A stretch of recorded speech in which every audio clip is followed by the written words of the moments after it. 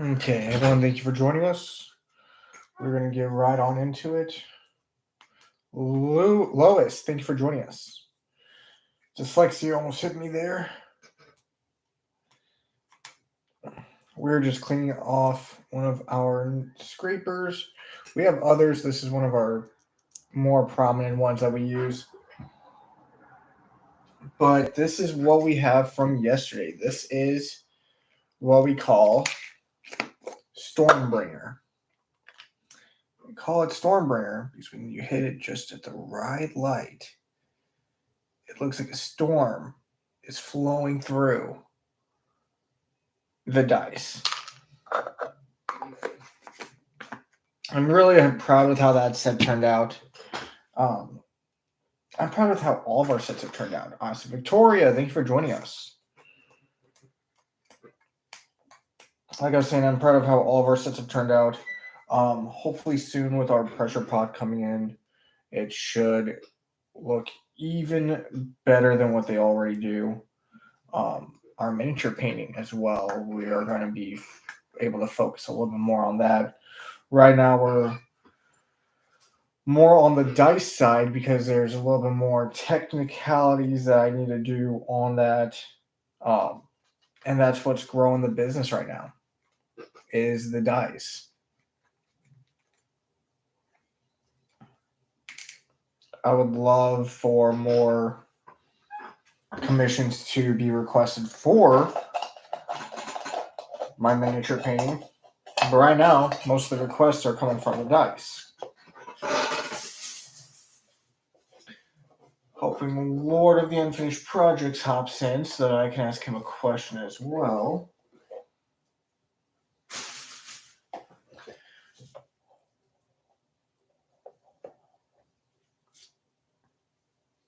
Mitch, thank you for joining us. Krista Marie, thank you for joining us. We are making dice today. This is the set we made last night. This is what we call Stormbringer. If you hit it just at the right light, it looks like a storm cloud is running through that dice.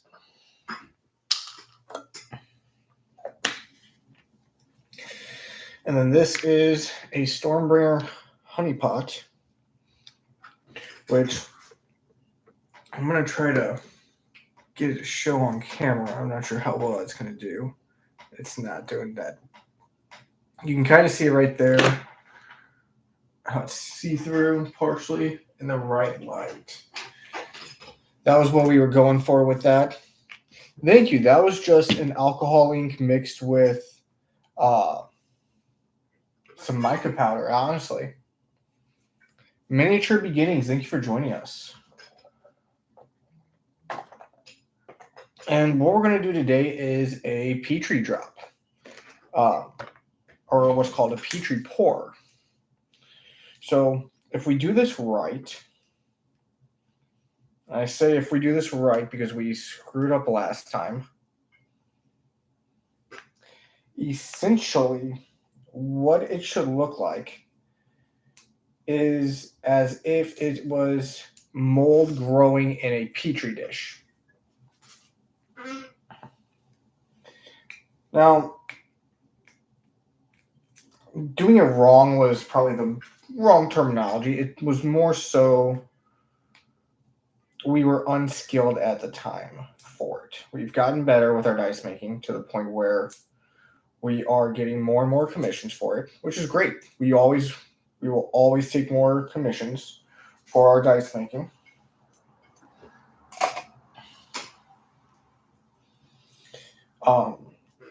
Honestly, we may even just switch over to just dice making in general.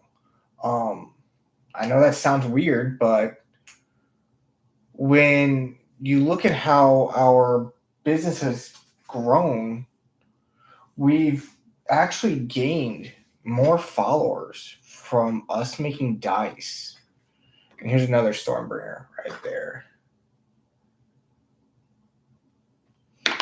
We've actually made more followers from us making dice than we ever have with miniature painting. So I don't know if that's just like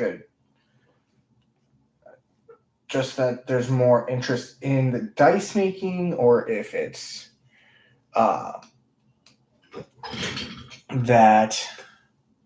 I mean, there is a lot of factors. What I'm going to do is I'm going to use this mold right here to do it. Yeah, that could very well be it as well. A lot of dice goblins and dice dragons out there. I mean, I'm one of them, which is why I kind of like doing this. The really the biggest hindrance to me is space. I do not have enough space. Now, we have one commission that we are working on here soon. Hopefully I get my pressure pot in before I have to start it, because it's got to be done by next Tuesday. So as long as I get that in this weekend, not an issue. And this is one of our newest dice boxes. So with this, I've checked. It does hold 2 sets, but barely. I would recommend just doing 1.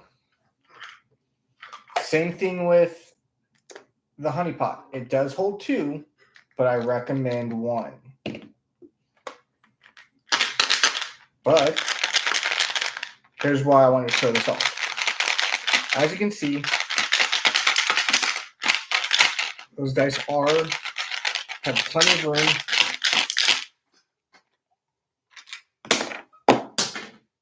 Get your own dice tray.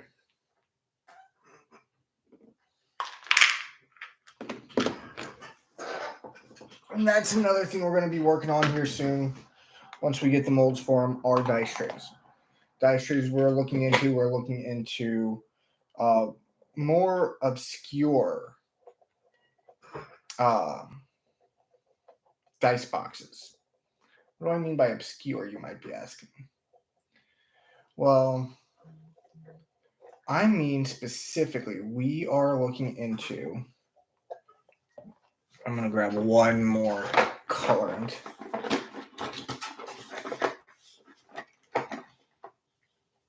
I think that green would be good. Yep, I got it open. Cool. So what I mean by more obscure, we have been waiting for it to ship. It hasn't shipped yet. A little disconcerting there. But it is a casket dice box. Exactly what you think. It looks just like a coffin. And then we also have a witch's cauldron that should be coming with it. And for our miniature painters, I have what can either be a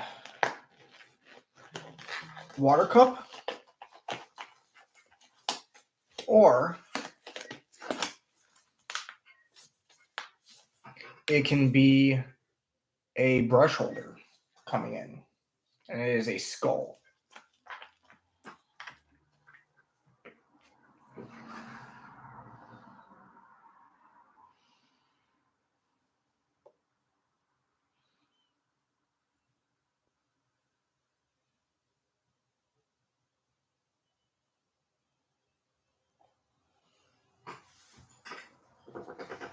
So we definitely have some options out there for everybody. We are trying to grow as a brand, of course. And depending on how much time we have left, we may even have time to... Bear with me. What is that? What is that, actually? Oh, I know what that is, huh? Depending on the time, we may even have some time to ink some dice. So we do have a couple sets over here. This is Nebula 2.0. So 2.0 came out a little bit better. But this set is non-sellable because there are some massive voids in it on a lot of them. I do like the D20.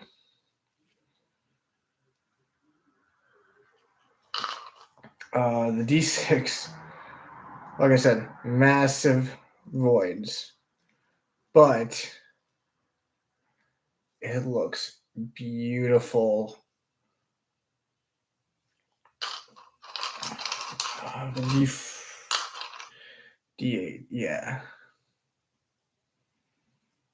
I mean, it just lost several of them lost their full faces. And of course, we do have Dragon's Nest for sale on the website already. Dragon's Nest, the Honey Pot, and the big one are all on sale, are all for sale right now. They are standalone buys, meaning that if you wish to purchase it, you do have to buy them separately.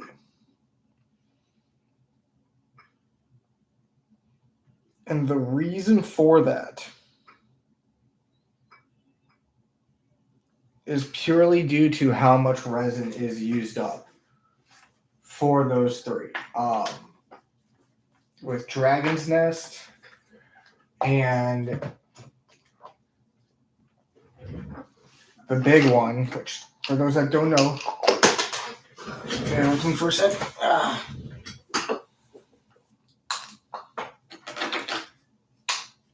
This right here is the big one.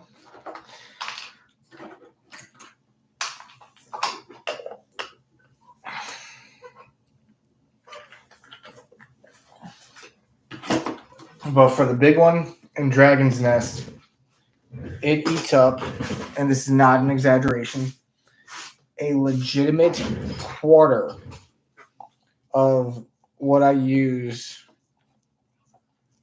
to pour. So like the exact 32 ounce right here, it takes up a quarter of that and a quarter of the hardener to even make one of them. So that's why those are the more expensive one. The Honey Pot, it doesn't take as much, but it does still take up a lot of resin. So that's why that one's down to 35. Same with we haven't come up with a name yet. I'm trying to think of what we should call it. But it is the one with the dice tray. A buddy of mine suggested Cup of Destiny. I'm thinking Olympian. I haven't really decided which yet. But those will both be 35. So this is 35. And this is 35.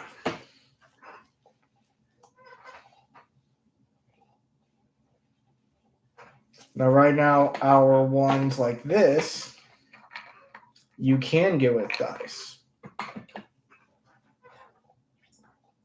Those will be sold at exactly $26 with a dice set, or $31 if you want it magnetized.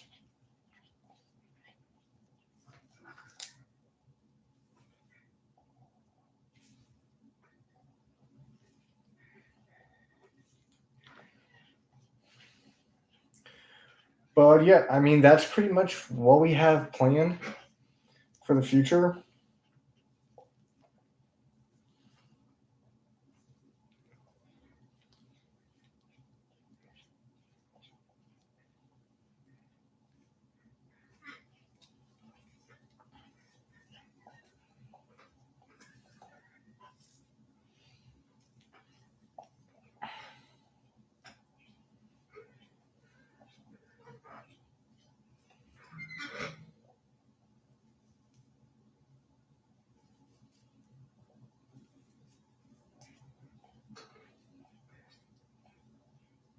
And we do international shipping right now.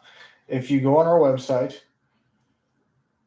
our terms and conditions are on our website, as well as we do have details on our sales going on. Like currently, if you go to our website, 50% off on, or not 50%, 10% off orders 50 or more of dice. Dad and Dom Games, thank you for joining us. Austin, thank you for joining us. Yeah. So if you order $50 or more of any dice related product, that can be dice, that could be dice boxes, that could be the dice cup, that is going to be, bear with me for a second.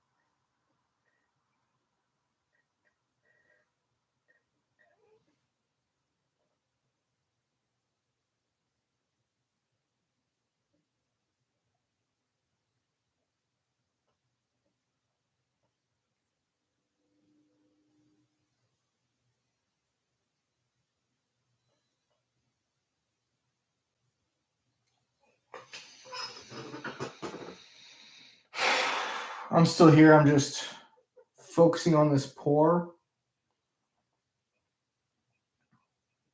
Trying to make sure that I don't overfill it with what we're going to do. Because if I overfill it, then we run into problems. Ooh, that was almost an overfill.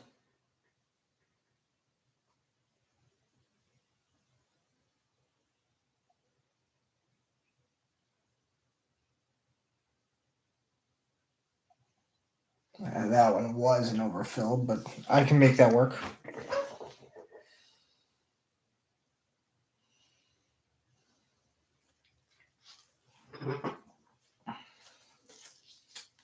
Ash, thank you for joining us.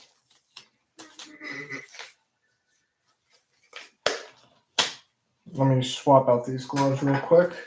Get some clean ones on.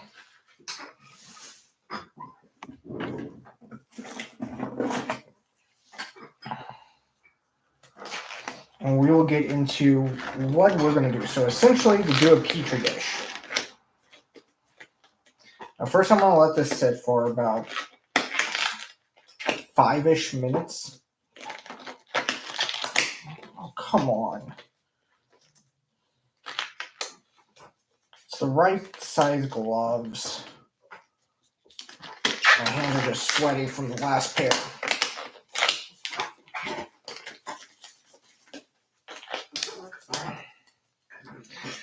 So essentially what I'm going to do is I'm going to take these two. Ew.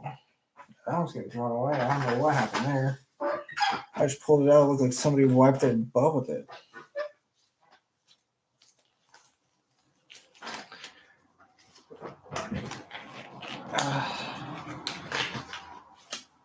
So to do a Petri pour, what we're going to do is we're going to pour some colored. Tyler, thanks for joining us. We're going to pour some colored alcohol inks into our mold. I'm going to do 1 drop. Ooh.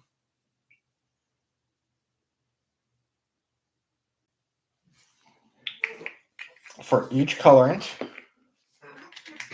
And then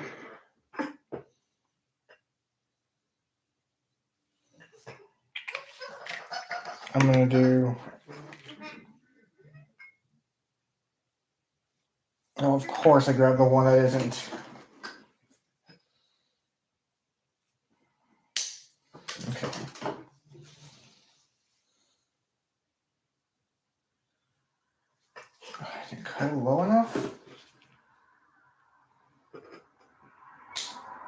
There we go. That was low enough for sure. So we'll just do pink.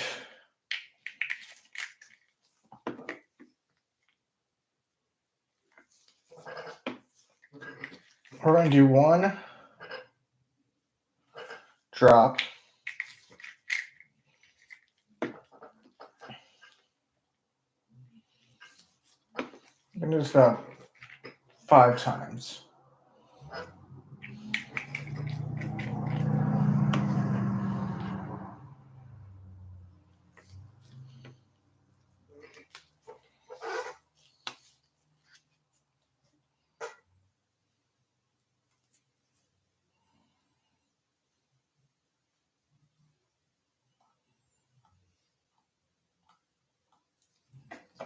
Okay, so where's that paper towel? Soak up some of that. There we go. So that should begin to do the Petri effect on that one.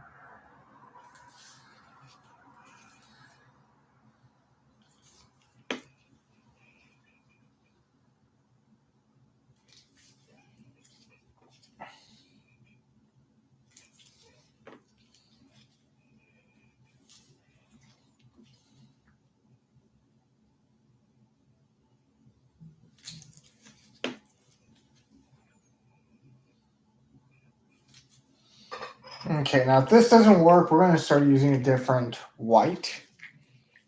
Because this should work, because it's Piñata Blanco, so, or it's not Blanco, that's the only thing that I'm doing differently than others.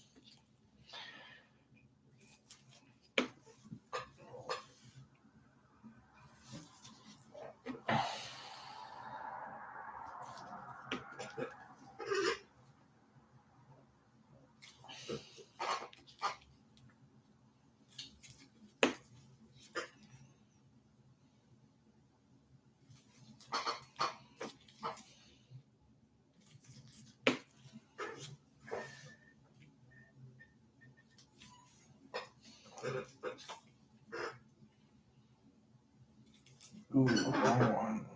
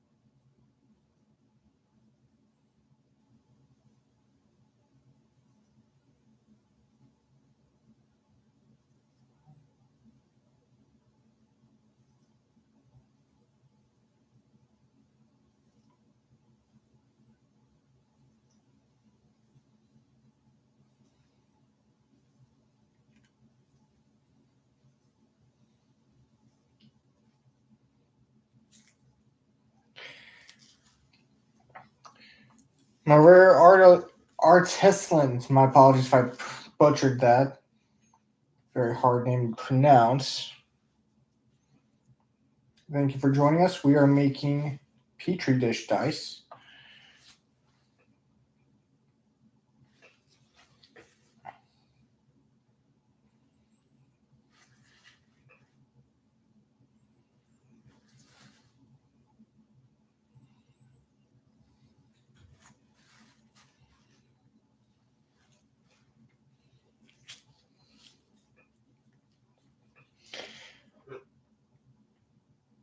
Gad, thank you for joining us.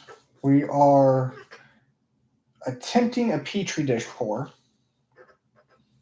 Our alcohol ink is kind of working against us right now.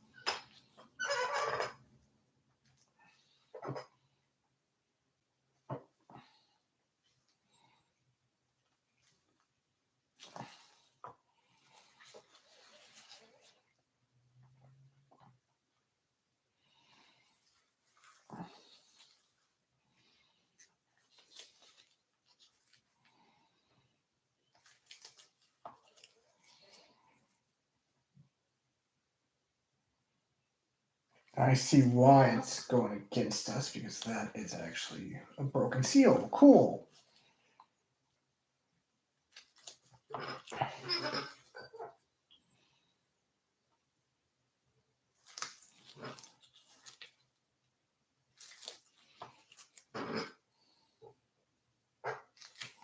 But hopefully we can actually get a good Petri effect out of this. The past few times we've tried to do Petri, it has not worked out.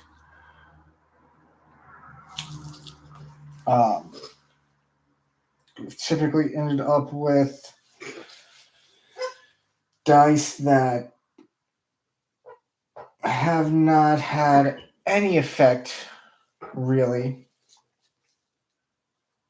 like we should have.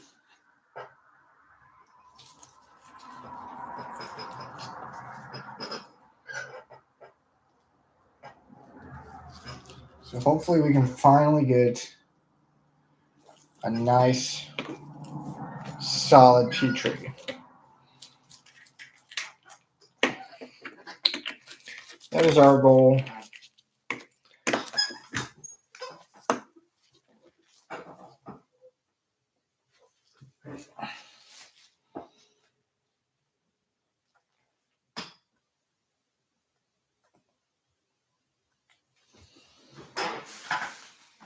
Okay.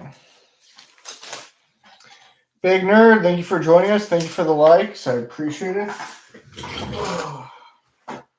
We are attempting Petri dish style dice. It's a technique where you take white alcohol ink and the color of your choice. And what we're doing real quick is we're just trying to get as much alcohol ink off the surface, because when you have too much alcohol ink, what ends up happening is that will make an overflow to where that doesn't work for it.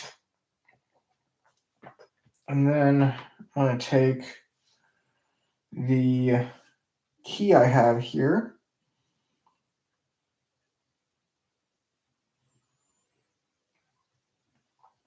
I'm going to pour some of this onto this key.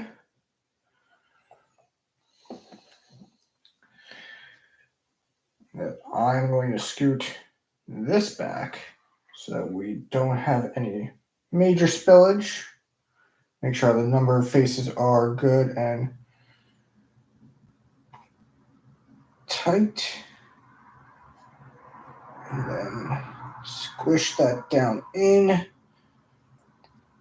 And hopefully we get a nice little Petri effect going.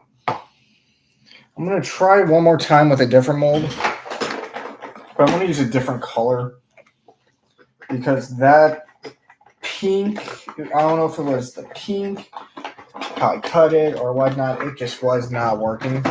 Now, I've seen other people do it, but we're also going to use our pinata for the first time. So I'm going to use the Blanco Blanco. This is what most people use. And I'm going to also use teal.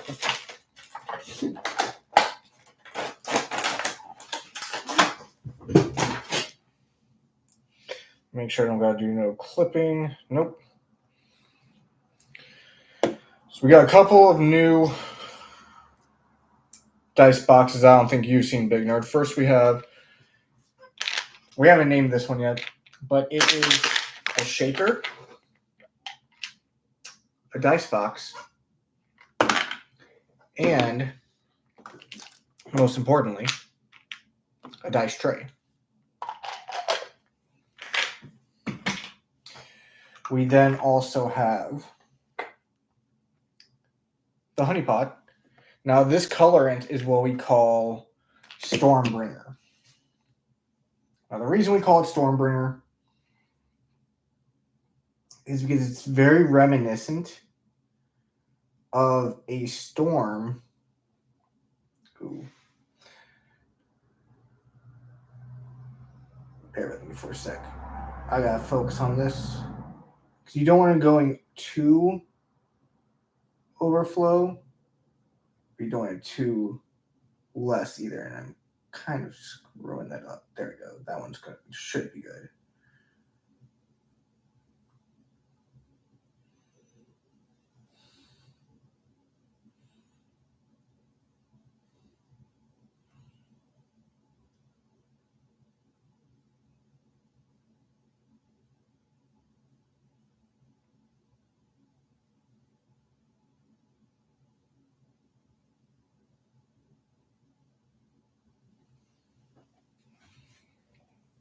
Okay. So I'm going to move that one up here. So we're probably going to try to move it over here so that it can get a good space to where it's not going to cause any overflow. So I know you guys can't see what I'm doing, but essentially what I'm doing is I'm just taking this. I'm adding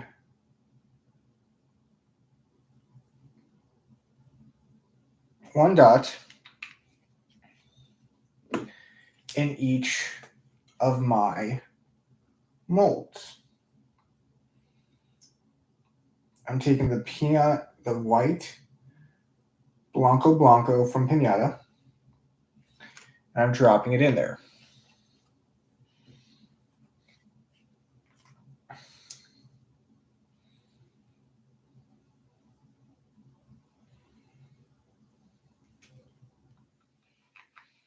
That's good. He's finally asleep. He's had a rough morning.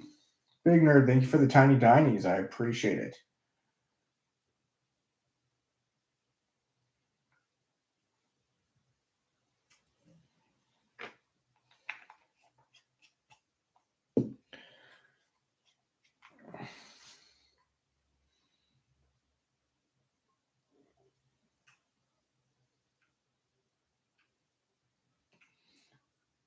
Now, if this turns out exactly how I need it to, yeah, you can go take a bath, Mama Scarecrow. That's fine. If he wakes up, I'll tell him that you're in the bathroom taking a bath.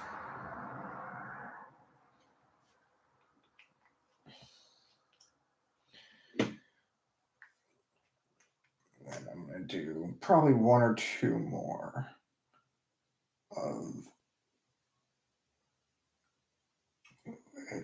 that one again for sure, because that one did not go in at all. Ooh. Whew. Essentially, what I'm hoping this does is it'll pull tendrils into it. Now, if this works better than what we've been using, this will be our go-to. So I'm going to need a lot more Pinata alcohol inks.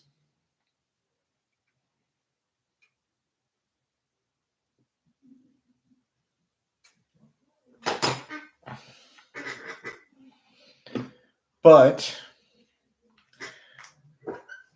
what I'm also hoping for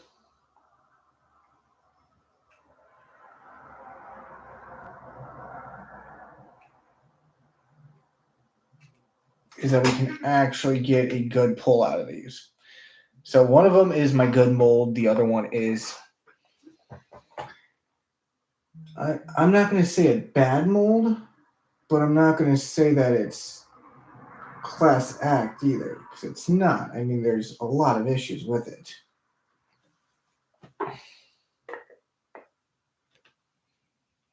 So a little bit of both. We have one coming in that we ordered a while back that I was keeping a secret. And that is a coffin.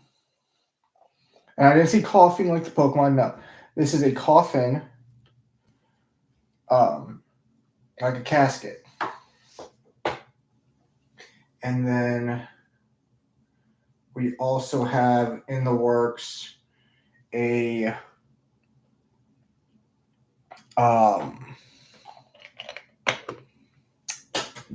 what's it called? A cauldron, like a witch's cauldron. And we are going to also be working with a new mold for it. Essentially can either be a water cup or a brush holder, but it is a skull. Looks really cool. So essentially what we're doing is we're getting these molds, we're prepping them up with a one-time, hey, here's what's going on. Here's how this will look once completed type scenarios. For example, like Pinata Blanca Blanca.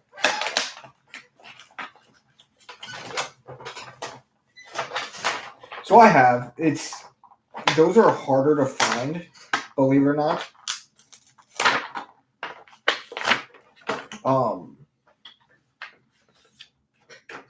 It's hard for some reason, and I don't know the justification behind it.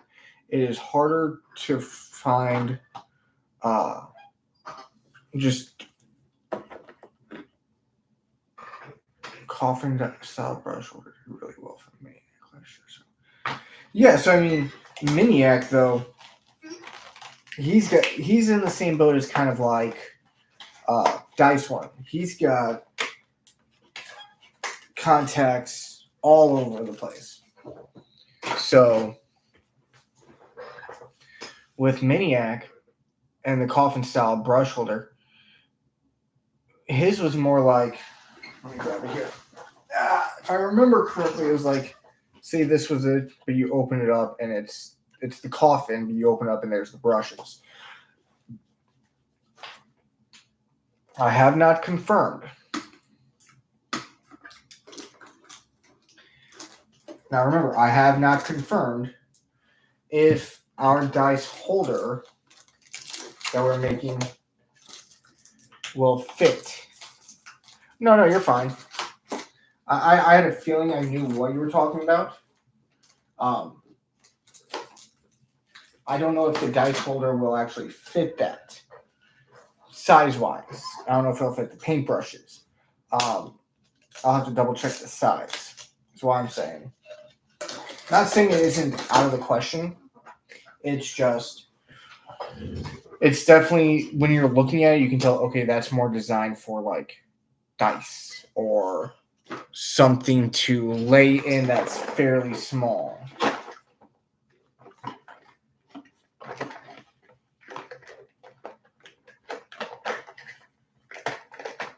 So I'll have to look at it first. We are also, I'm trying to get in touch with Lot again because we need to find out if he shipped our custom dice. Because I haven't heard anything on that in a while. Now we got the holders to make them. So for instance, this is the holder for the dice. Essentially what I do is, there it is. I take the transfer paper, slap that bad boy on it. I cut it out to fit. I put the dice on the transfer paper, highest number down.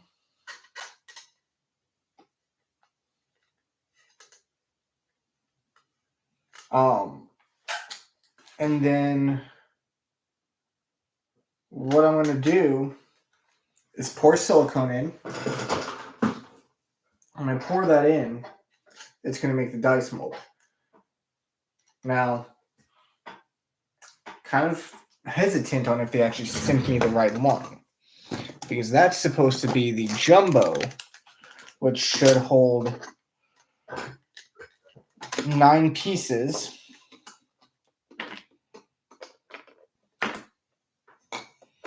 Inside.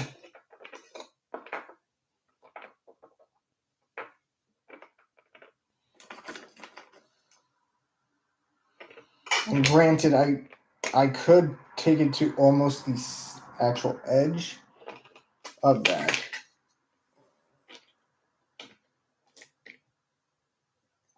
No, I haven't seen him on here in days. I've been seeing him do more Twitch. But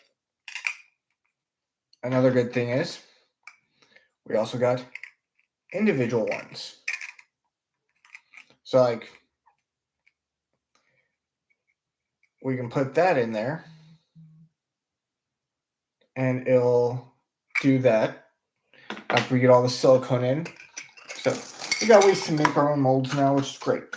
It's just now we got to get the dice to make the molds. You have a good one too. But yeah, I mean, that's essentially it. 26. We could ink up some sets, or we could paint one of our figures. What do we want to do?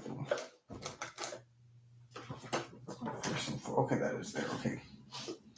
I'll be right back, everyone. I got to go grab my drink, and then we'll decide on what we want to do.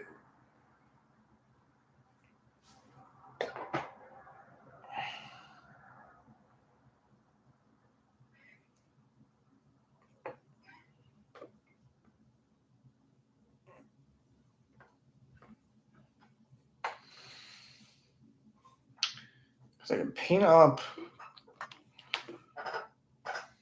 Ghost Spider here. Or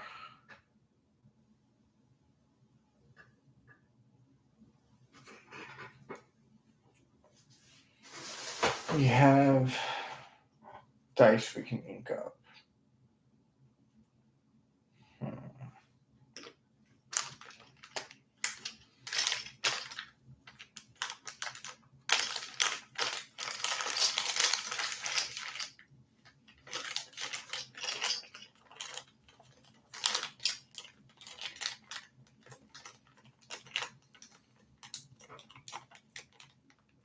Okay.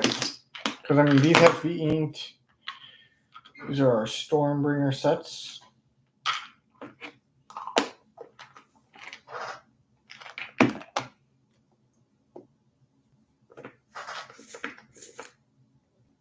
That strip. Sure as shit that did.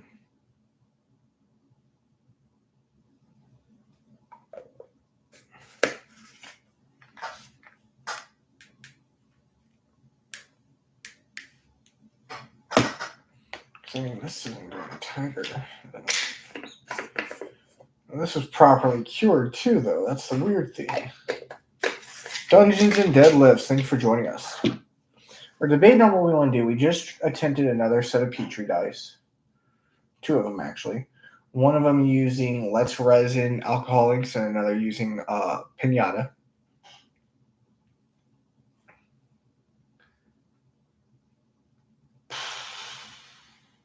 Got one other dice mold I have.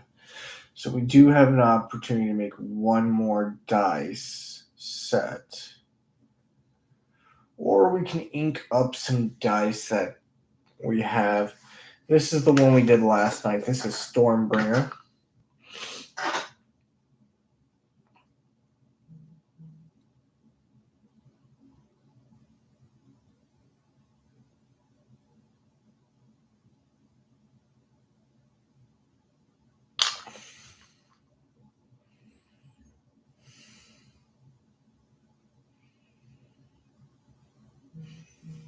I was thinking either bright yellow or gray for the numbering.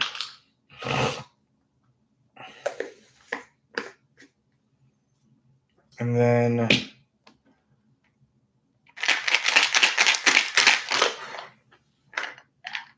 we got our cup that also acts as our carrying case.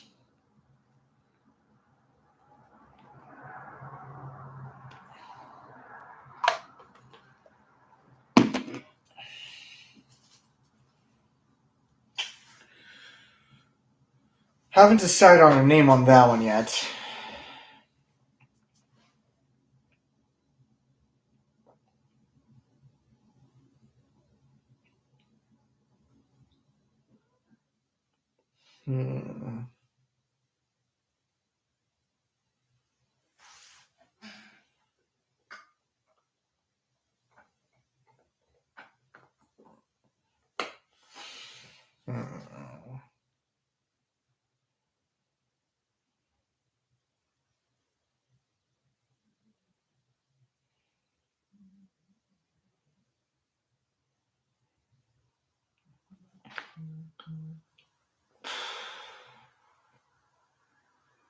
Not sure what we do. I'm not sure what we should do. Or we got so much we could do. We have 1, 2, 3, 4, 5, 6, 7, 8, 9, 10 figures left to paint for United.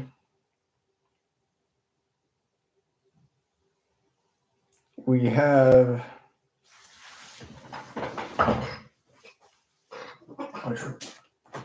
one thing we definitely could do that we will do right now is our affiliate links.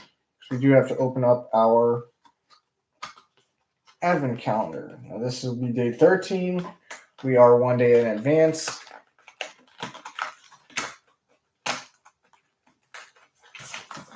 This is the D10 for the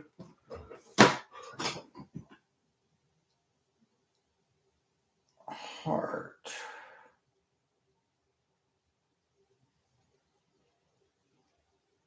Caution.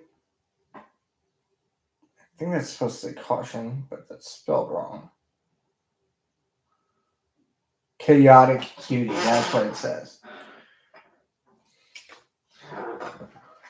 That one was hard to read. I think it's just how it's placed. I was like, what is that supposed to say?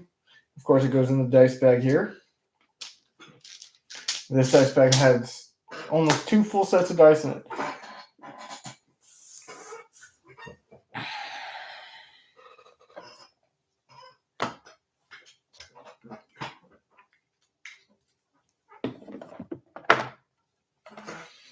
Okay, so let's swap this out.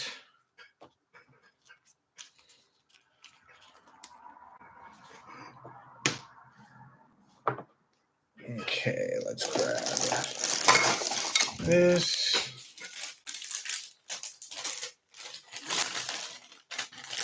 Either way, we're going to need a palette. I'm going to be right back. I just need to probably use some of that too. I'll be right back. Just got to wet this towel a little bit more.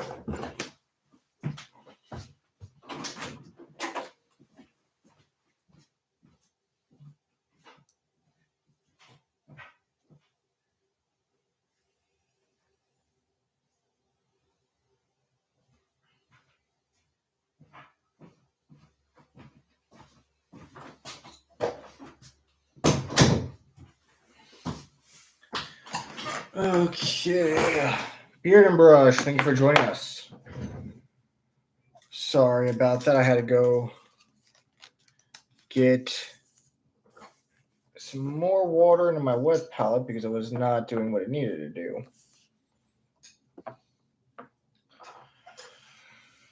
Okay. So first and foremost, I need to get into the Spider-Verse set.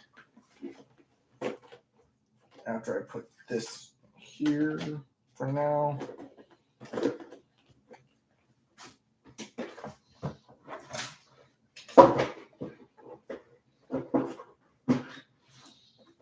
For those of you wanting to know what I'm doing, this is for Marvel United.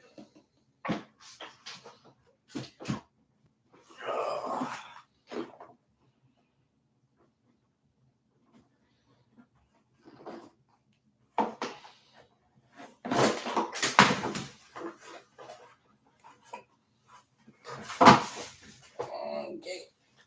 Oh.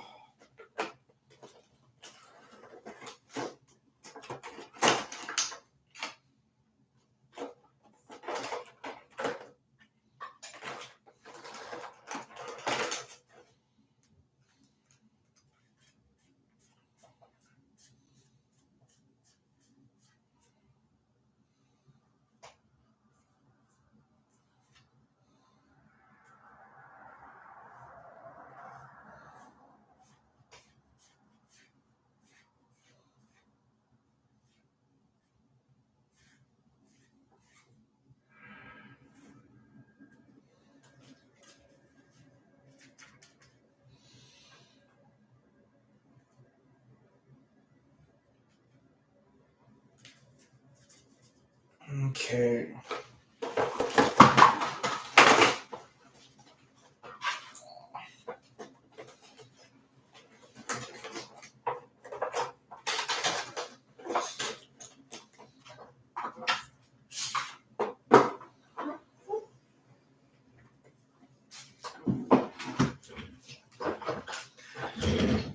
So I got my white. I need you. I need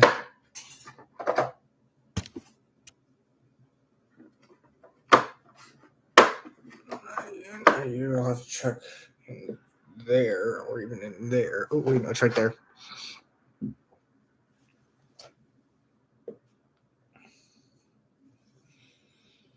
My black is right here.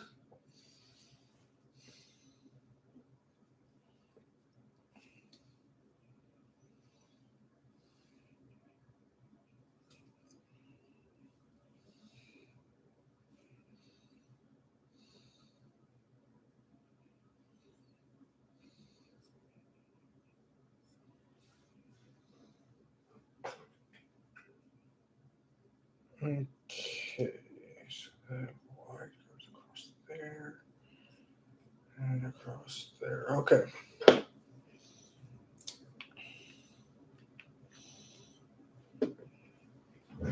I think first and foremost,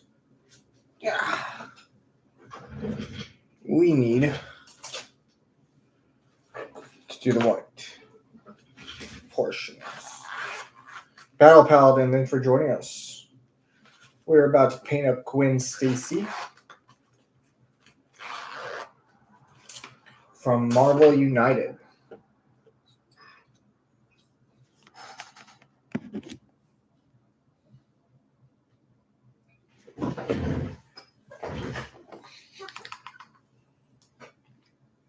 I say Gwen Stacy, but it's actually Ghost Spider. Same thing.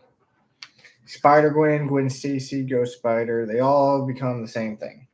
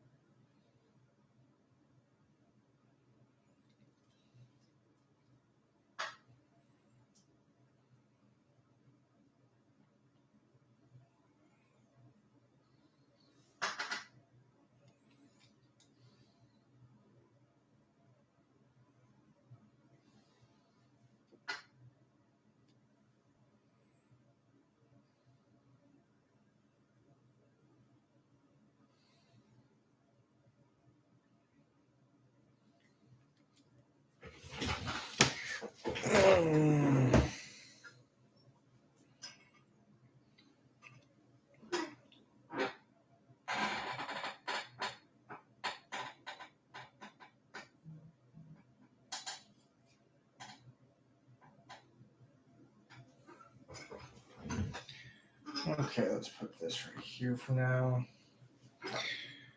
But so far we've done our hood. There's a little left on the hood to do. So we're getting there.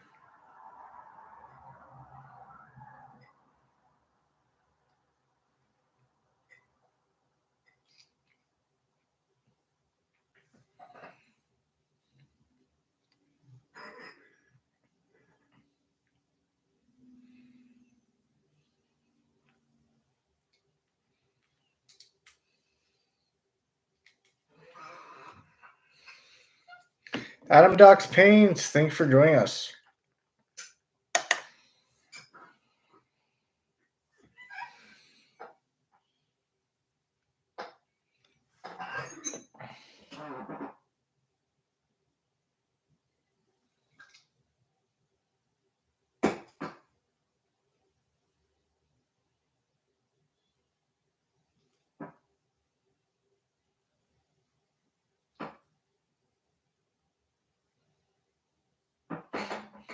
No problem. I fully get it. Oh.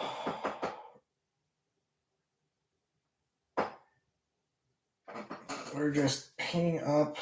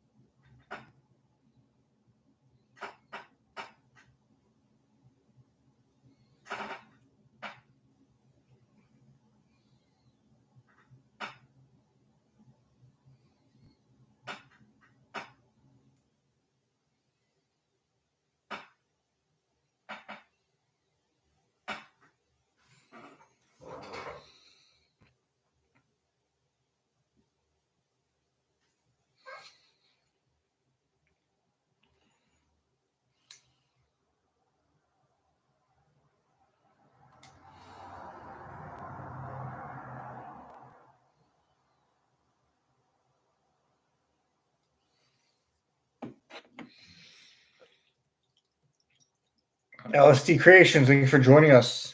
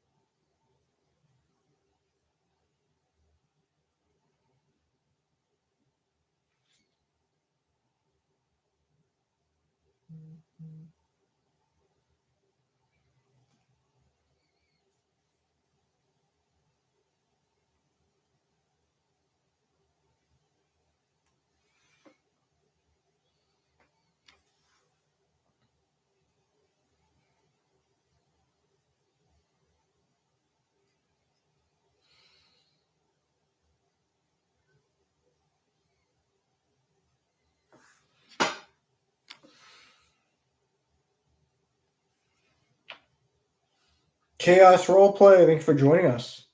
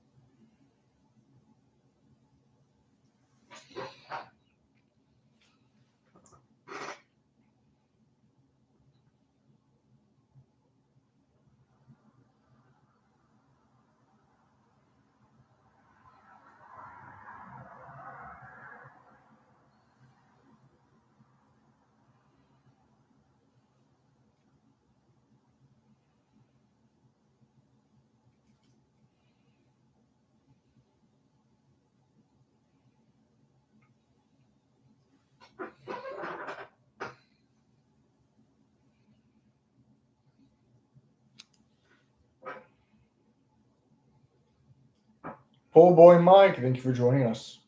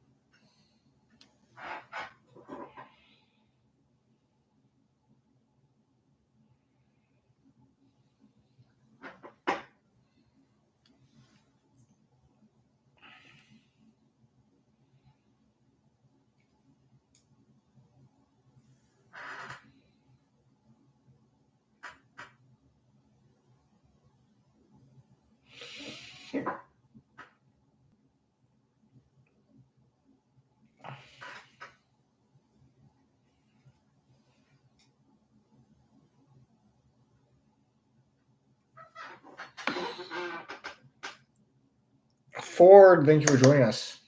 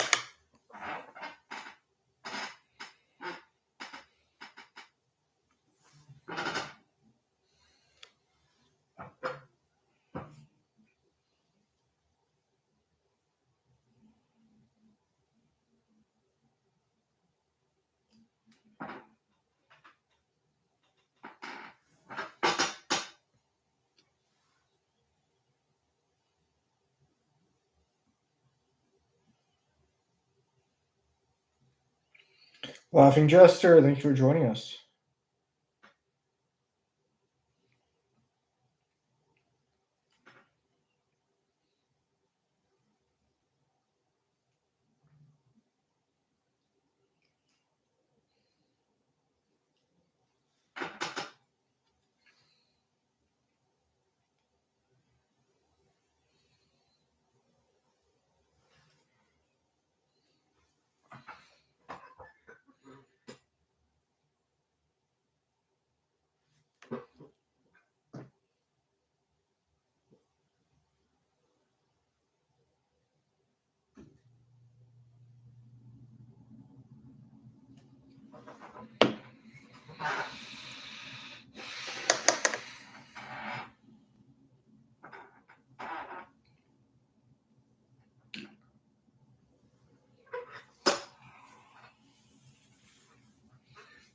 Squirrel Fat, thank you for joining us. We just finished up painting Ghost Spider.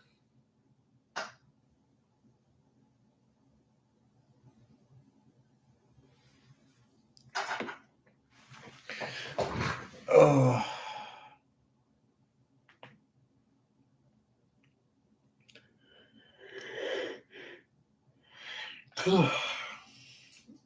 I think we are going to call it here, though, guys. I know it's not as long as we usually go, or even before we usually go live. But we might call it here. I might go a little bit longer. I haven't decided. I'm tired. I'll be the first to say it.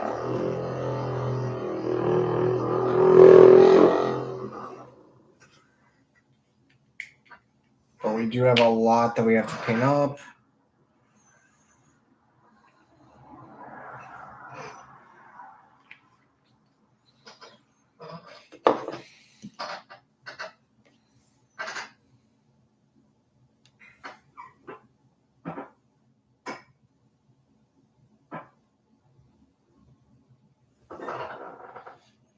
Corey, thank you for joining us.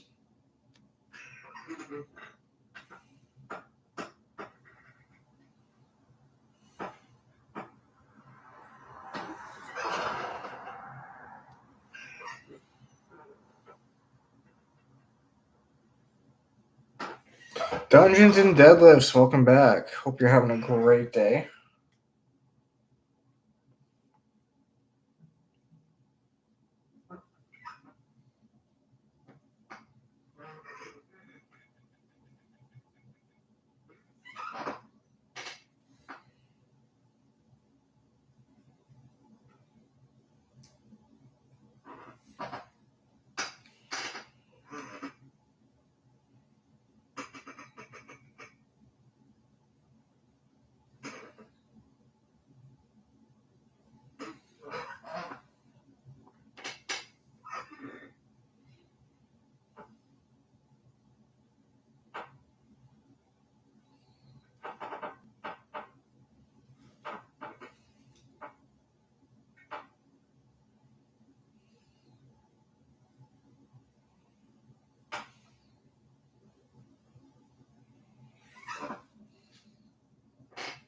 Lulu, thank you for joining us.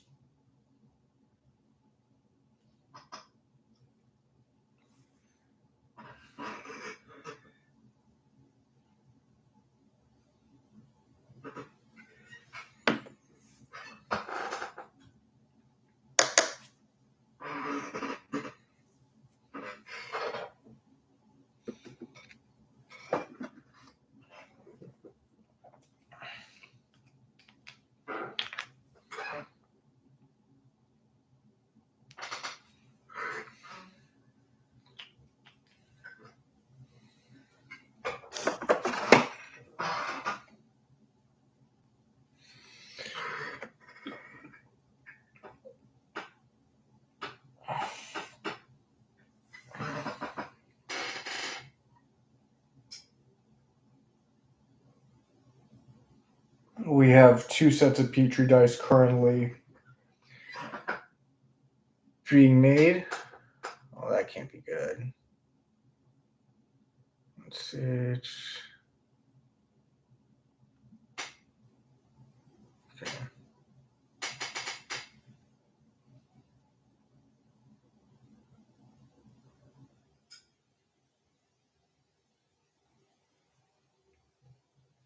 Bear with me for 1 second here.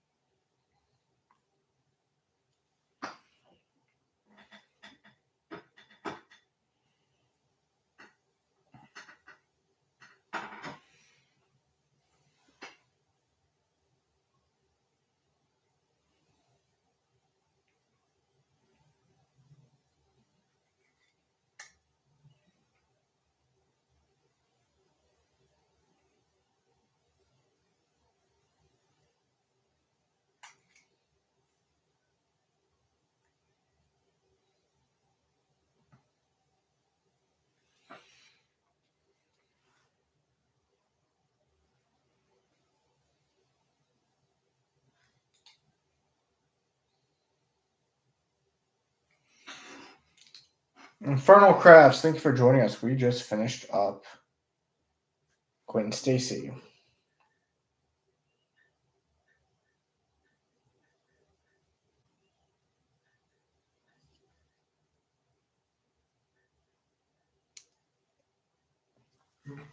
Now we gotta decide on who the next one is. That we're gonna paint up. Thinking Miles would be the next easiest choice because it's all red and black.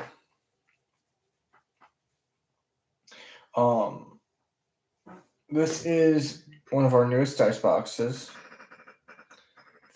We haven't named this one yet. What I like about this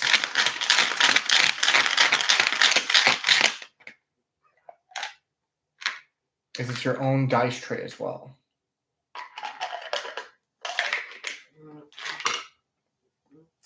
Now, we have named this dice.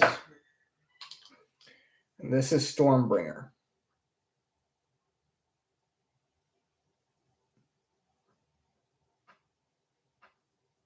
Now, the reason it's called Stormbringer is because when I hold it to the light, it looks like as if there's a cloud in there. It's probably going to be hard for you guys to see.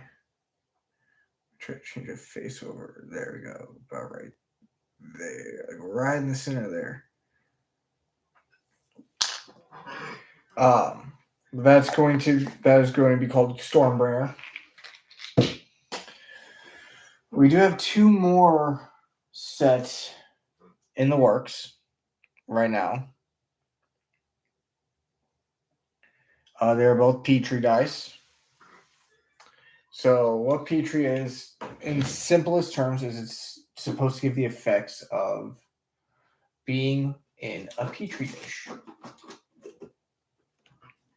You take one alcohol ink, put it in the mold after you got all the resin in. You don't want to overfill the resin though.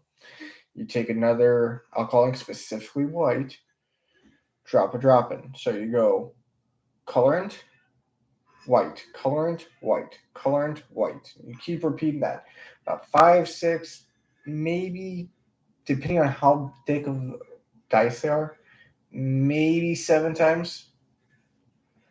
Exactly, and then you pray. You pray that you actually got it to stick. That is 100% true. Oh, is this... Oh, don't tell me this is that. I hope it's not that Miles Morales. So there's 2 different Miles Morales suits.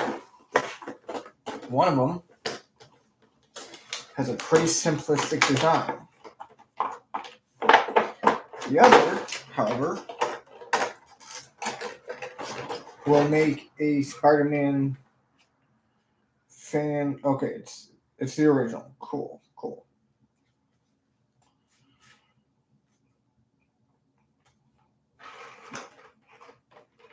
Yep. Okay.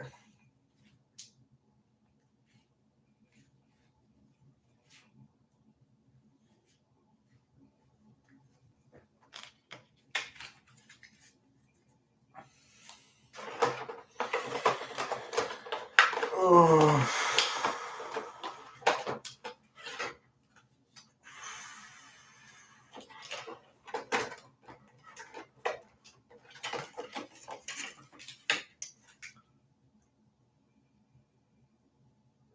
Ooh. Now, like, do you mean like actual mice bones, or is that like a specific terminology that I'm unfamiliar with? So real mice bones. Okay. Is that kind of like the there was a trend that I saw a few years ago. Oh. Okay. Now is that similar to that trend I saw a few years ago where people were taking the like deer antlers and dunking them, or are you going piece by piece, like actually painting them by hand?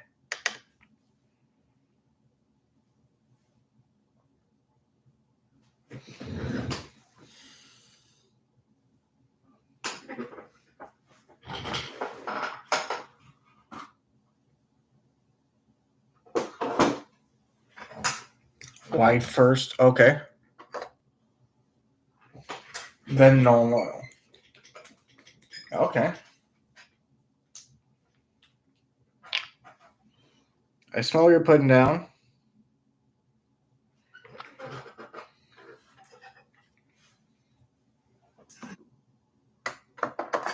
Okay.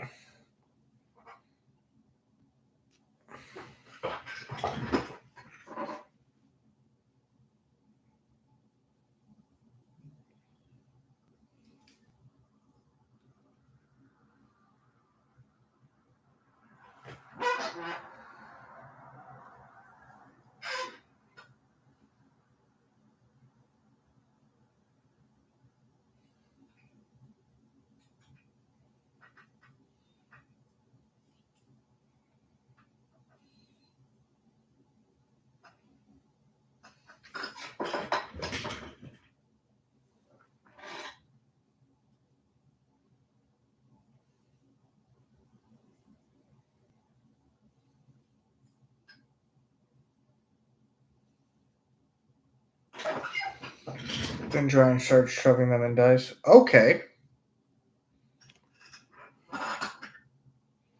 It's a very unique pattern. I see my brain can actually see what you're talking about now.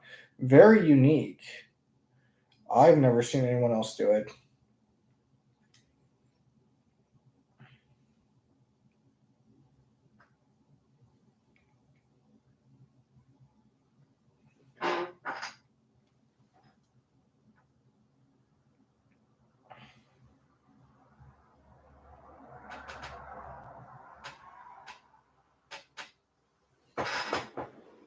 It's not your first round. Okay. Cam Loss, thank you for joining us.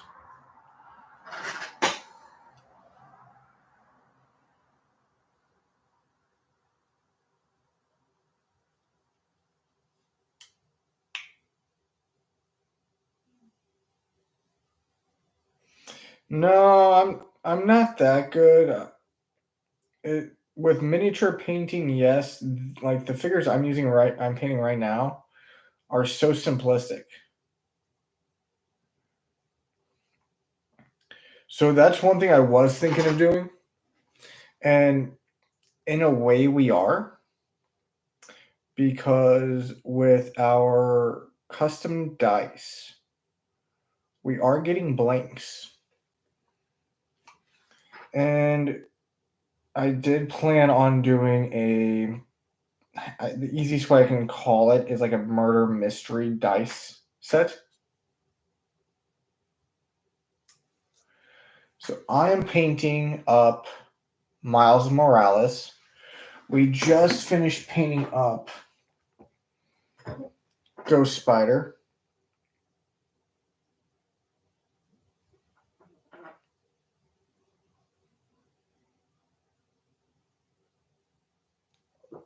Omni, thank you for joining us. And we have 2 dice sets ready to or going on.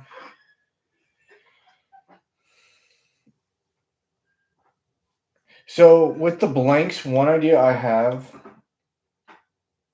is I'm going to take the blanks and I'm going to take my like glistening blood effect and I'm going to smack that all over it. And what that'll do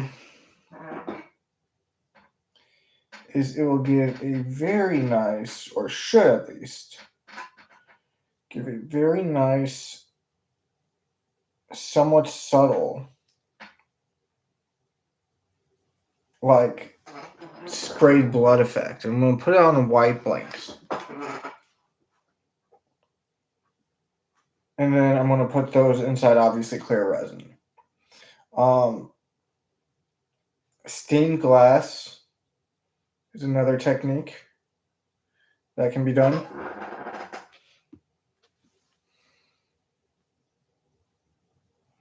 With the blanks. The biggest thing we want to do is we got to find somebody to actually print them first. Is planets. I want to do planet dice.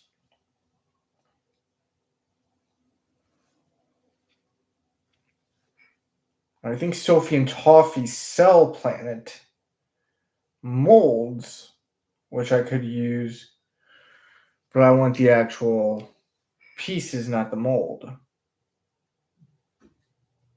Omni, thank you for joining us. If I didn't say it already, feel free to jump in a box if you want. Clerics components. So we do eventually have ideas of making like actual jarred dice, like healing potions, stuff like that.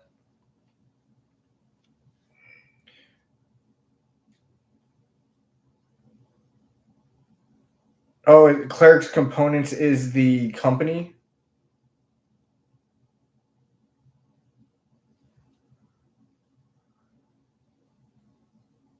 Okay. I'll give them a look.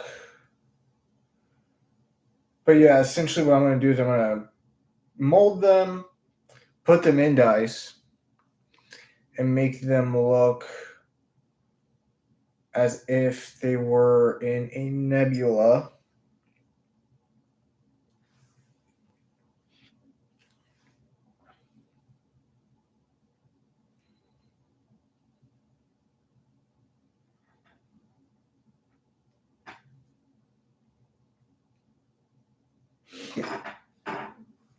NanoLab Maker makes them as well.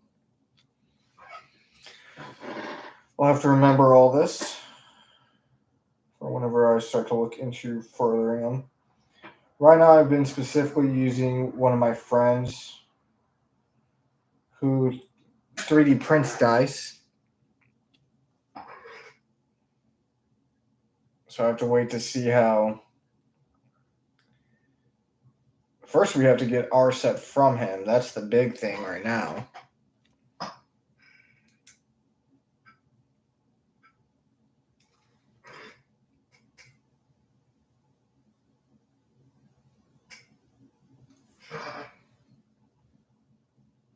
Cleric sells files. That'd be good to know as well, because then I could just have him download the file.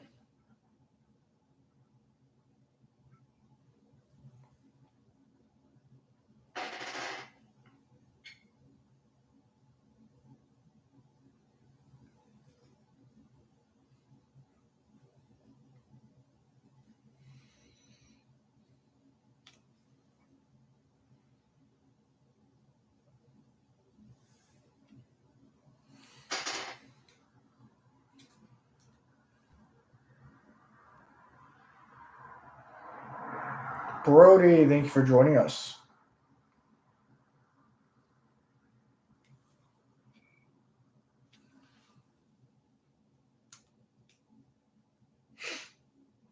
Well, I will gladly take that resin printer off your hands for the great price of free $99.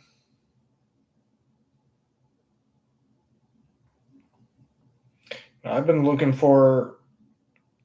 been trying to find, and I wouldn't say find is the right terminology, more so get a resin printer, solely because it would be so much easier for miniature painting as well.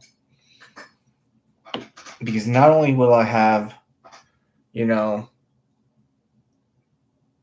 already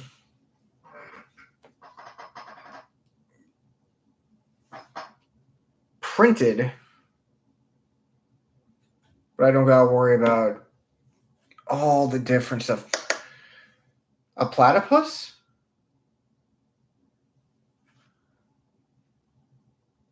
Perry the platypus. Cam's, thank you for joining us. We are painting up Miles Morales. I'm sorry, I saw that they joined. I had to do the Doofenshmirtz.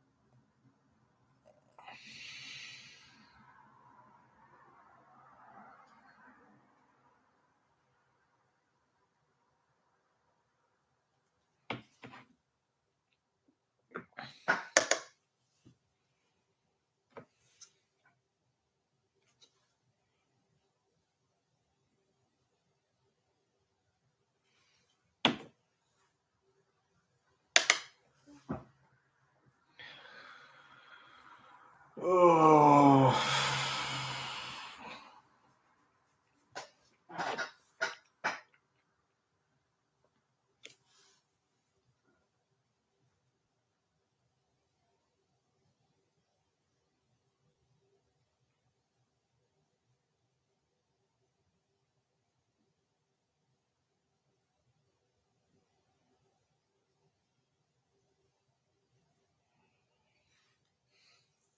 Grumpy, thank you for joining us.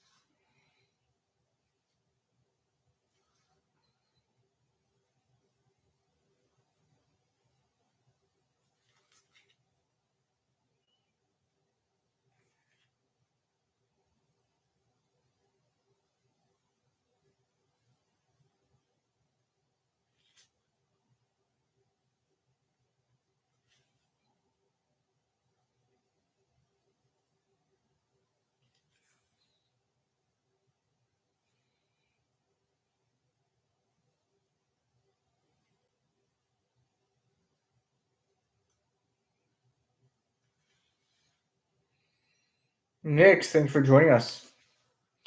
We are painting up Miles Morales from Spider-Man United.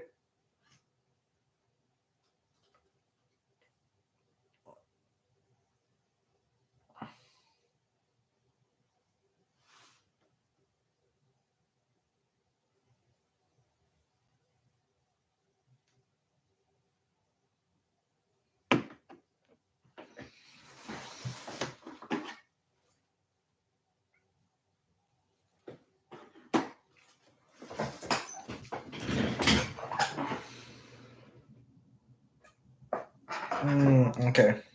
I see what that is now.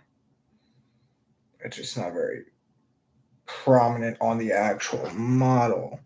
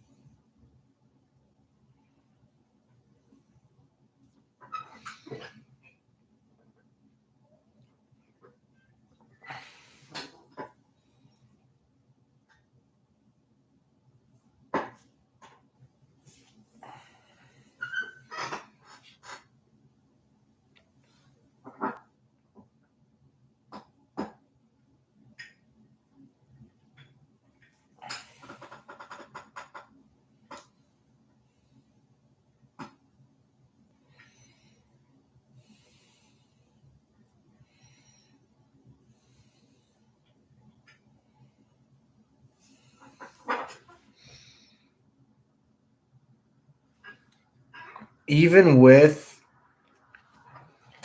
doing edge highlighting, this model sucks.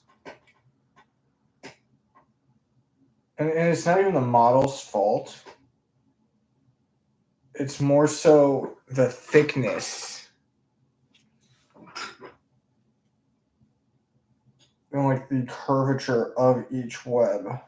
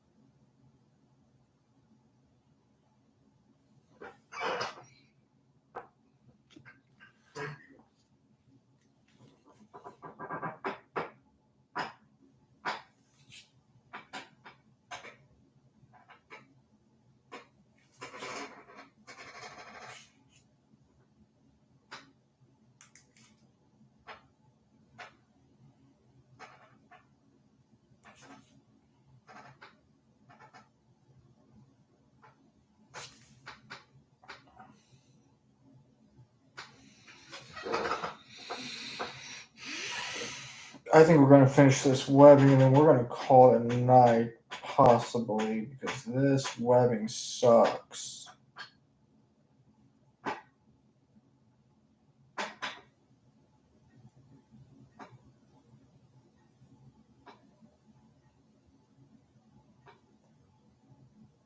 Like, I've been nicotine free for a few months now, but that webbing has made me want to go back to smoking.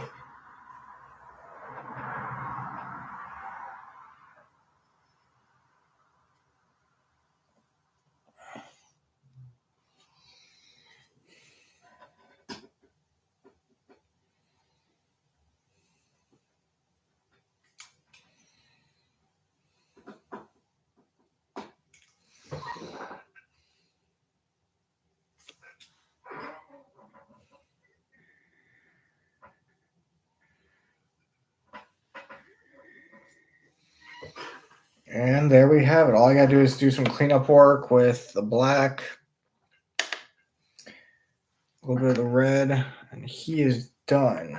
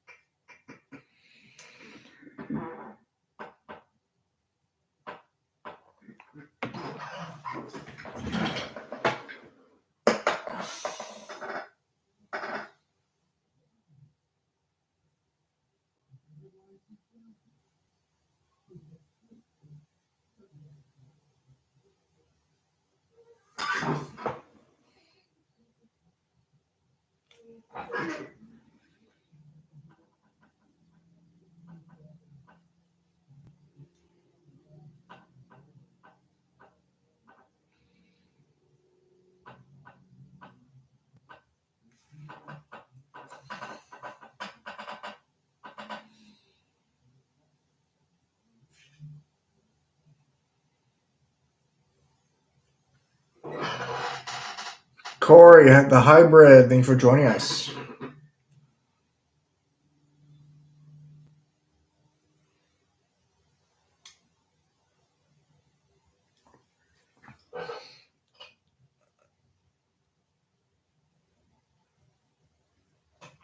We are painting up Miles Morales from Marvel United.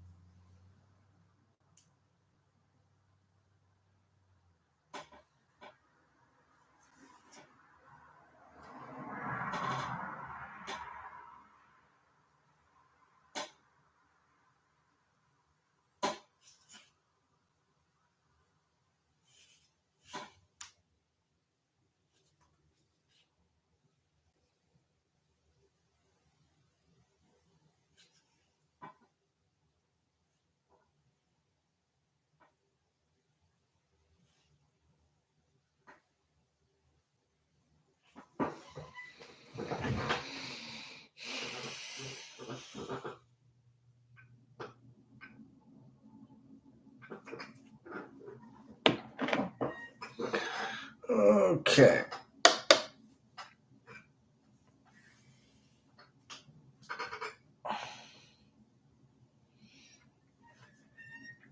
Now that we got him painted up, we might call it here tonight, folks.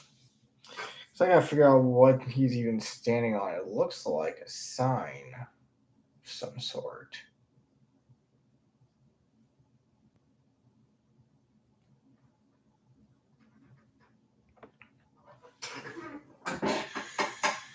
Oh, but we got.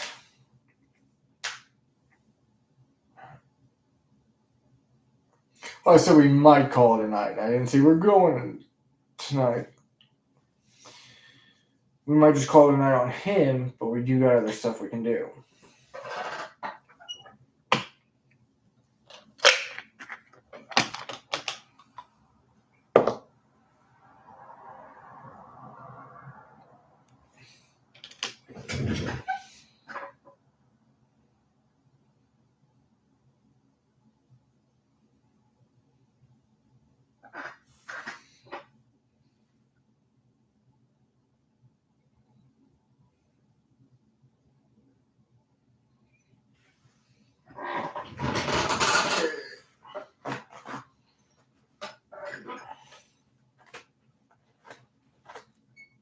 This is Stormbringer. I think we're going to do a light gray on it. I like that. I like that gray on it. But I need a bigger brush.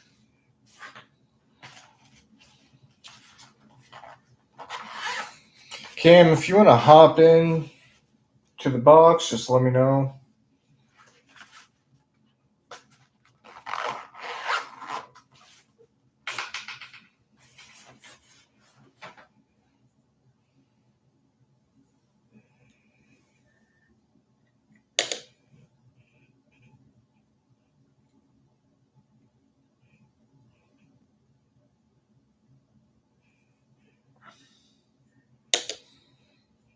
Ah.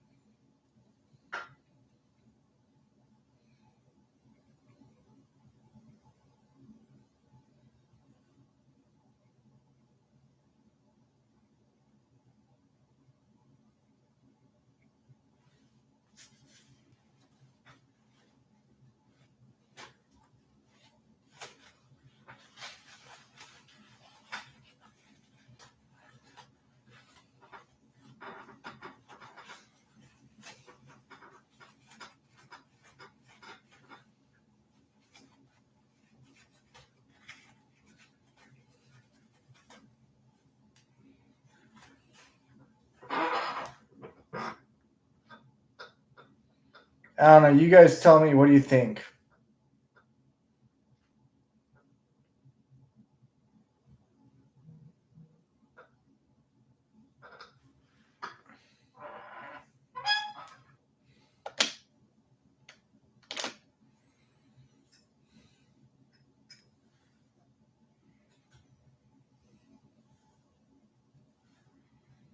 Now, we can't sell some of these sets because there are a lot of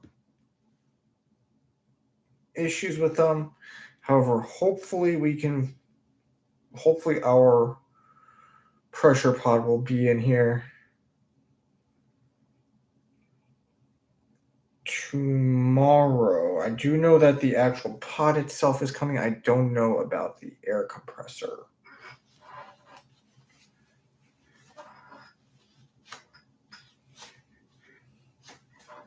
So I'm hoping that comes, and then that will be the end of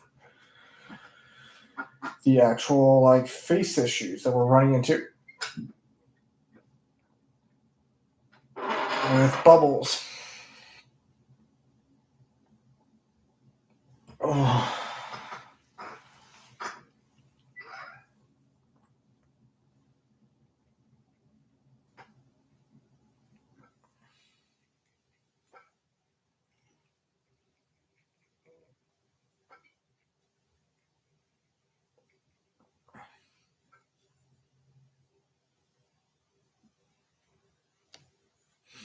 Yeah, it is a stormy vibe. These are actually going to be called Stormbringer for that reason.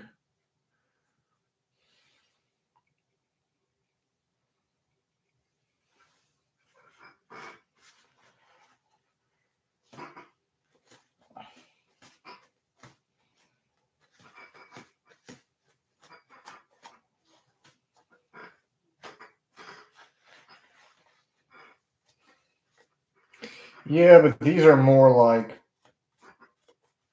new, like I would have to severely discount them with how these faces are.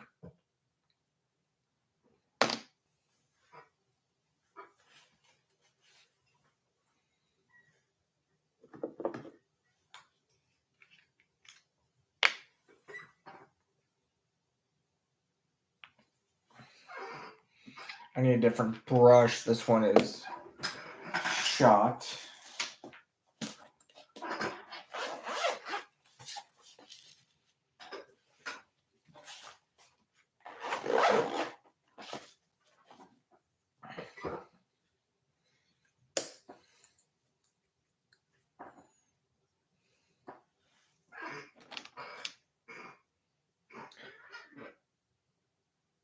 I really like how that looks like it's like starting the storm.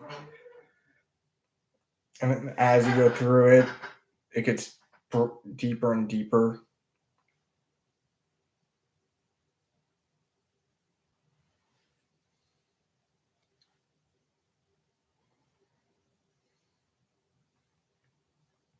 Plus, these are more so our sample sets for us to display.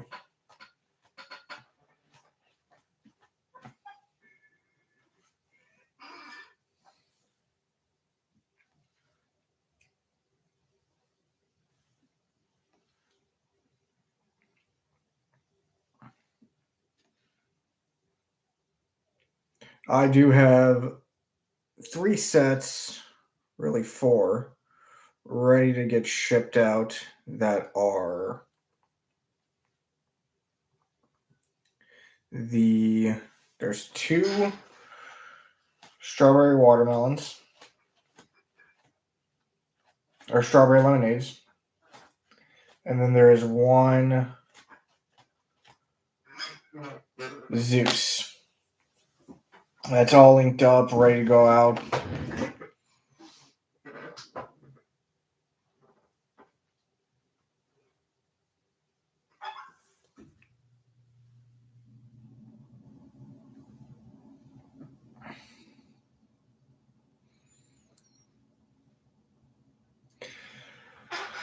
And then we have a demon I have to ink still. We have both version 1 and version 2 of the Nebula to ink.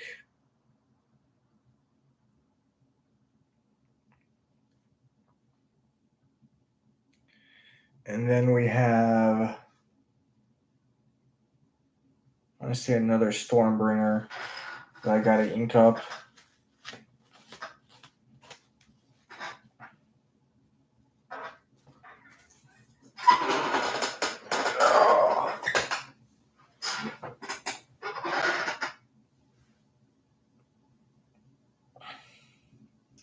But we got a lot in the books coming up. We have one mold I'm really excited for is one of our dice boxes, because it can double as a dice tray. And that's going to be our coffin dice box.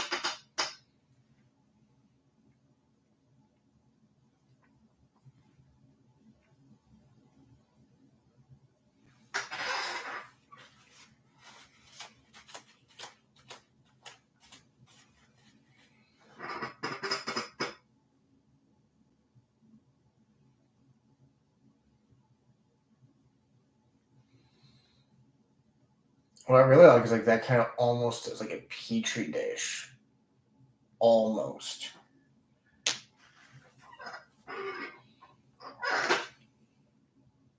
which is funny because we got 2 Petri dishes that we started earlier into the live.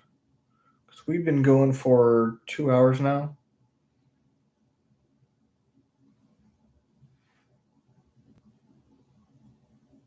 Start around 5:30.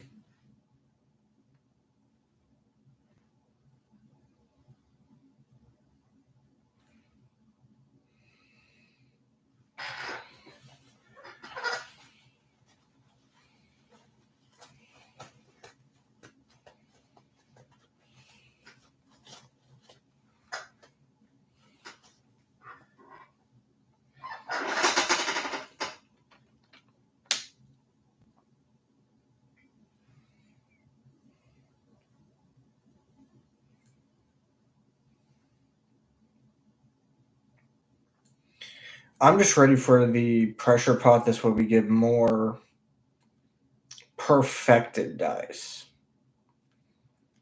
Because looking at dice with holes on faces that are not the one face, when they should not be holes there, irritates me. Like if it was on the one face, since all my molds have the one face up, I'd be like, okay, I just didn't put enough pressure on it to seal it in. But when this is more so, we have dice that are outright just experiencing massive voids because air bubbles are finally coming through to the top. It worries me a little bit, I'll be honest.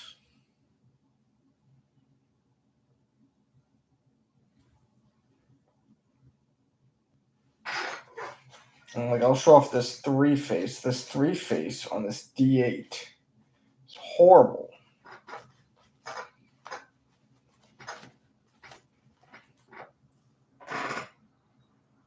Just that one massive void right in the middle.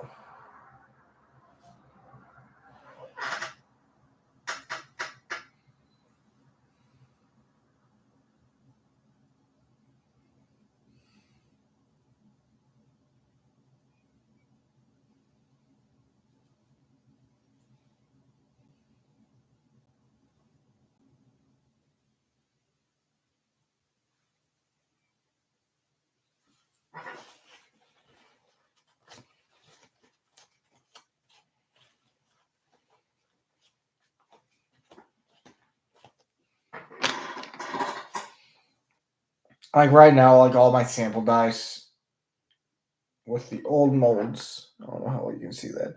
There's a lip on the one face. You can see it right there. Like, let me see if I can catch with my knuckle. Right there, yeah. I mean, my sample dice, I'm not sanding those down. If they're getting sold, yeah, I'm sanding that down. But these are just samples. I'm not too worried about them. I usually don't show off the one face anyway. I usually show like the highest number. Just because to me it makes more sense and it's easier.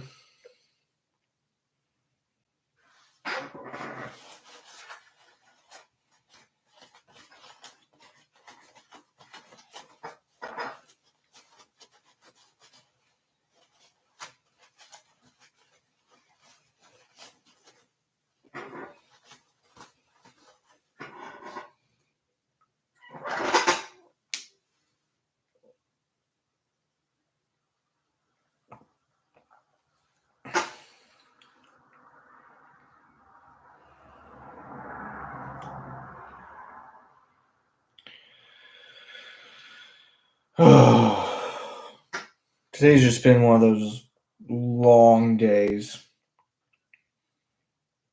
You know, one of those days where you're just like, I'm ready to go to sleep, but I got too much to do.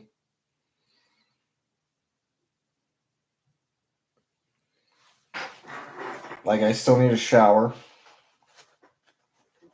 because I can smell myself and I stink.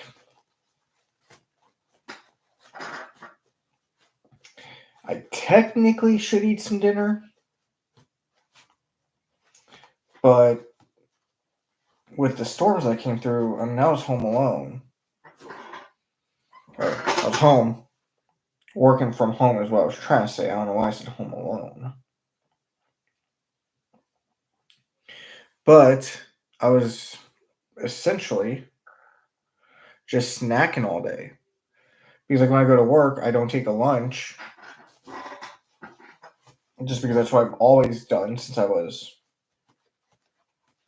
first starting to get into the employment market. I just never took a lunch. So me just snacking all day felt natural. Yeah, I do like that.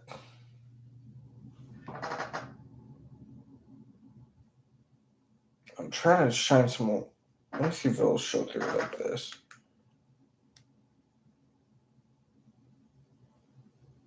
No, not really. No, not really.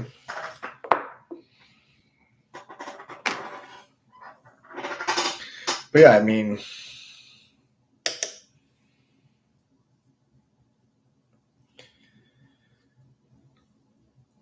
just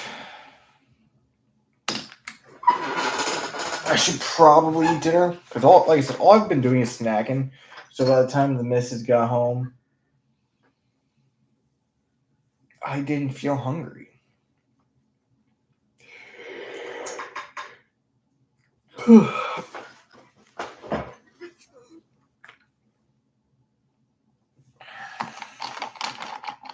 But even like right now, I'm not hungry.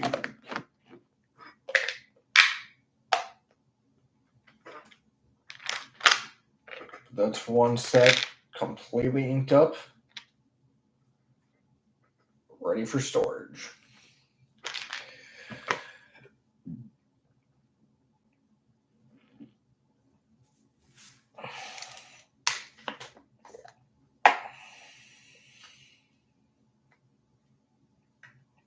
Okay, this is another Stormbringer. I don't want to do 2 Stormbringers in a night.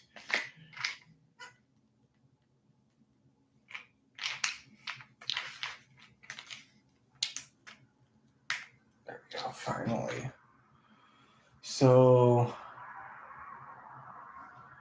let's see.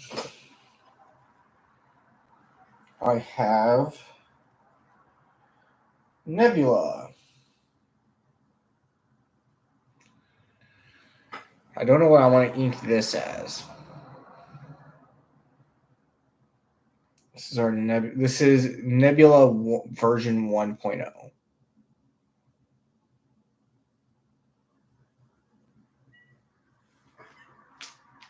So anybody that has any ideas, let me know. We also got version 2.0 right here. Now version 2.0 ran into some major issues where like almost all of the one faces were just voids.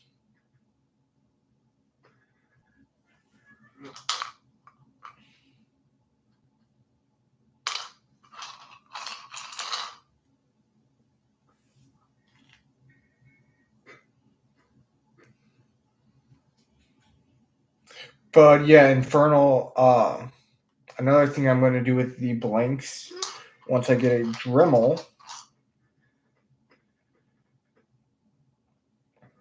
is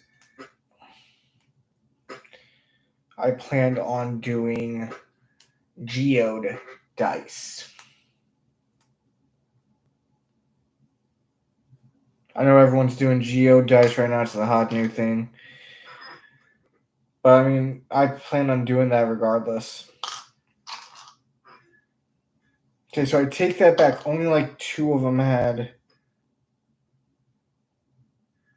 facial issues. 3 of them had facial issues.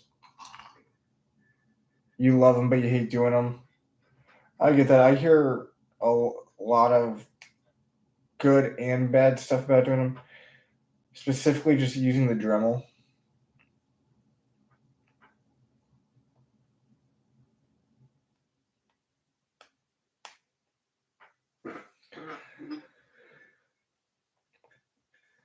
So this is Galaxy 2.0. As you can see, this one failed because there's a giant hole in the one face.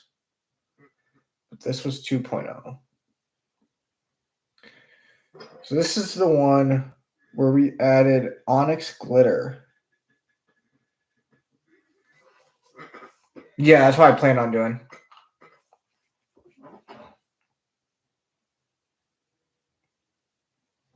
Yeah, I plan on doing what I planned on making. So, taking my blanks, making blanks out of it, dremeling them out, and then making a mold out of the blanks that I just drilled out for the geodes.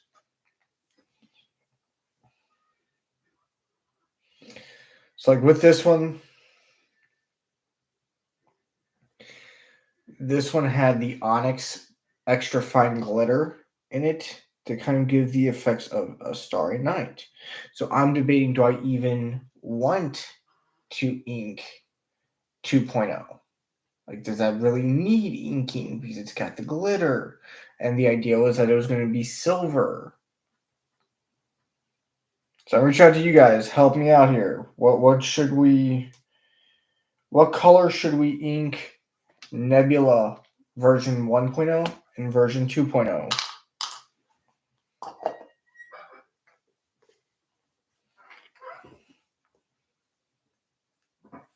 Well, if you made a blank out of the Dremel bits, you don't have to do it again.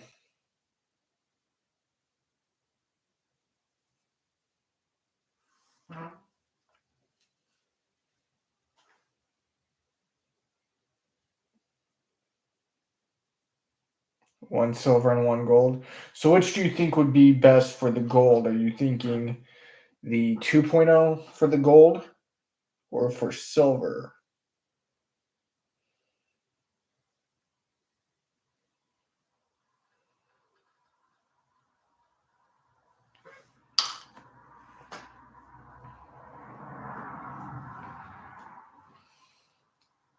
So silver for 2.0, gold for 1.0. Okay. Really, there's not much of a difference. The only difference really was that now this is the demon that we made.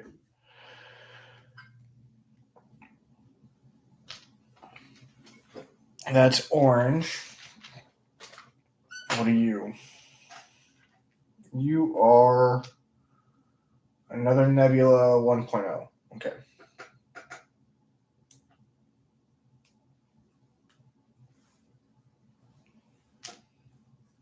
So what are you? Because that all makes sense because we got the Stormbringer, we got the Nebula. What are you then? Because you should, everything over here should still need inked. Oh, you're Petri Failure 1. That's right.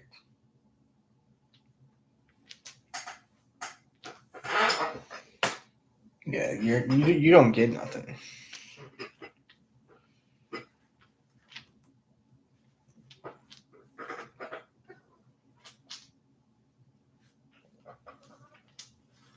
Okay.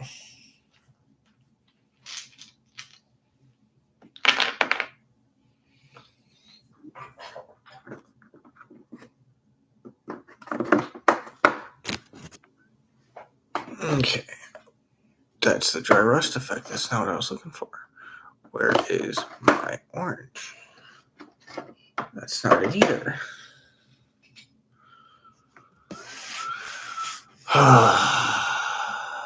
I hate when my paints go missing.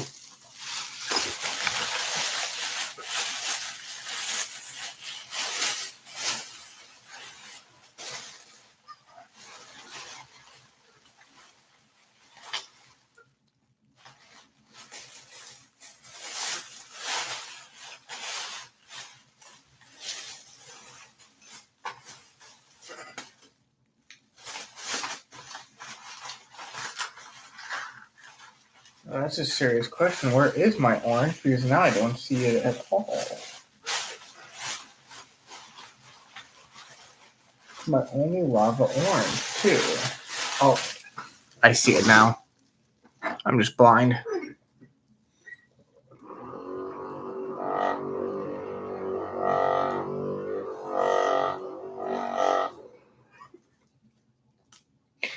really excited about these Petri that we got in now, hoping that they actually turn out adequate.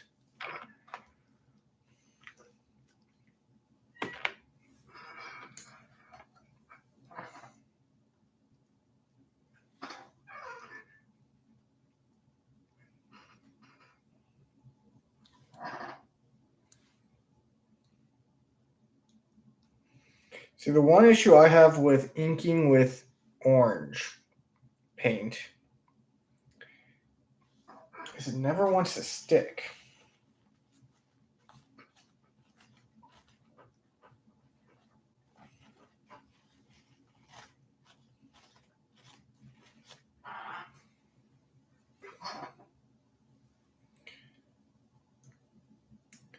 Now, Infernal, what do you use to ink? Do you use miniature paints, or do you use like alcohol inks or something like that? Because I've seen justification for both. I just want to see like what the overall consensus is. Because I've seen more people do the miniature paints. Like I use Army Painter for all mine.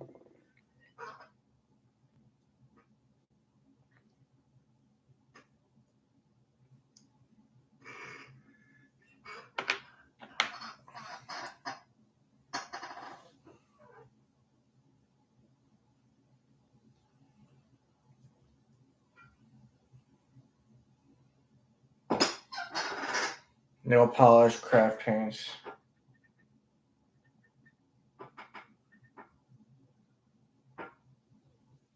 So I think that's why I see more people doing like miniature paints, because miniature paints are essentially just craft paints, depending on what kind of craft you're talking about, if it's oil based or acrylic, because they're just acrylic paints, but they cure fast and they're easy to wipe off.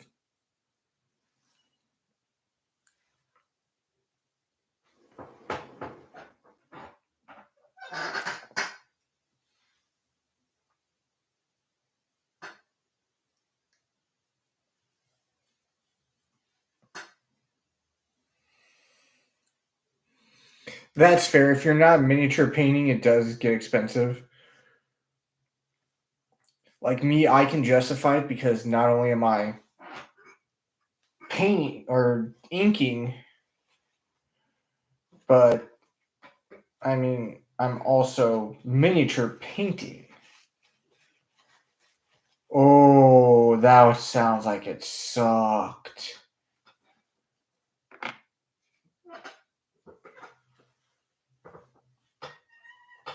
See, I can never do that. Now, here's the issue I'm running into with one specific mold. I can't figure out what the issue is. All my dice in that one mold, right on that face of the tube. I've inspected it. There's nothing getting stuck there. It's just right on that corner.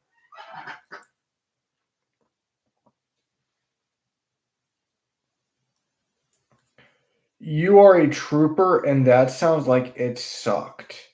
I could not imagine inking with an airbrush because one small move and you're done. Your dice are done.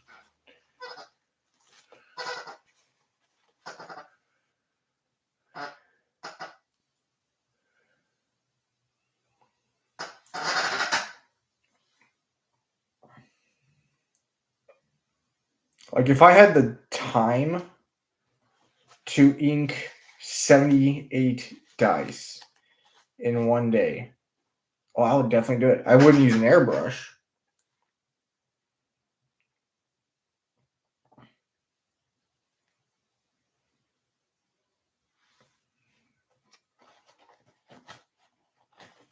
I still got to ink my gunslinger dice as well.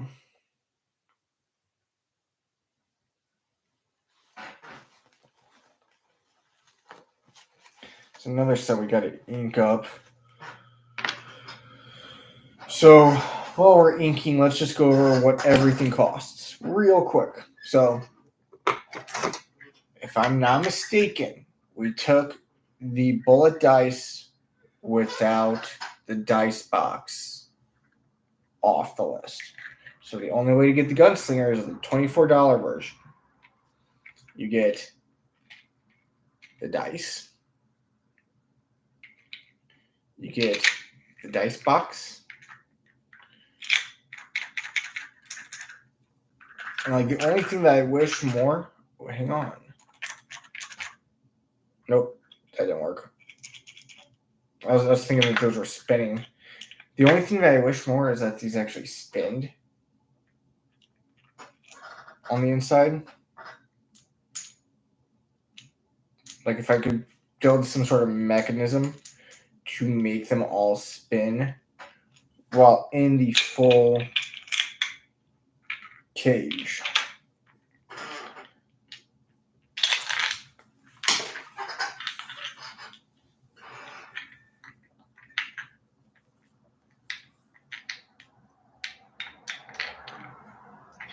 But that, I don't see how I'm going to do.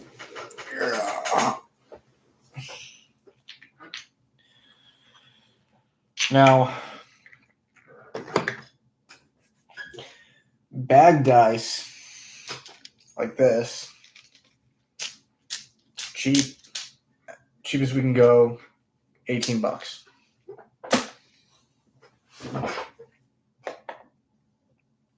If you're wanting dice in a dice box like this, $26 without magnets. With magnets, $31.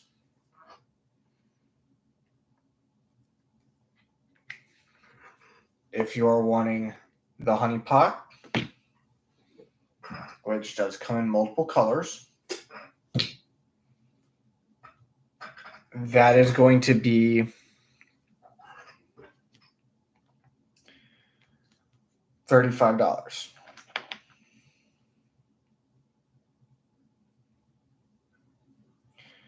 Now, I think I'm going to take what Cam suggested and name the newest dice box the Cup of Destiny, because it is literally a Cup of Destiny.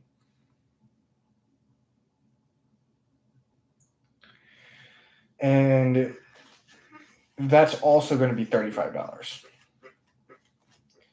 Now, you can also get the Dragon's Nest. So this is the Cup of Destiny that I was talking about. This comes with the dice tray.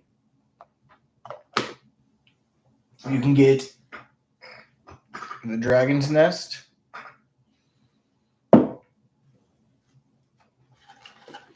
and the big one for $38 each. Now, outside of these dice boxes, as of right now, all other dice boxes do not come with dice. You do have to buy those separately.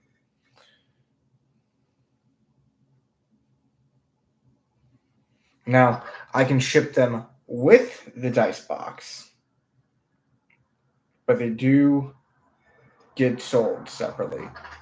So what do I mean by that? I mean that you can buy a set of dice and tell me, hey, I want it in the big one. Okay, well, you're going to have to pay the extra $38 for the big one and the $18 for the set of dice. And you might be thinking, well, that's a lot of money right now. And it is. But right now, we also got sales going on. Our biggest sale right now, when it comes to dice, it's actually pretty simple. It's a pretty simple sale, in my opinion. You purchase $50 or more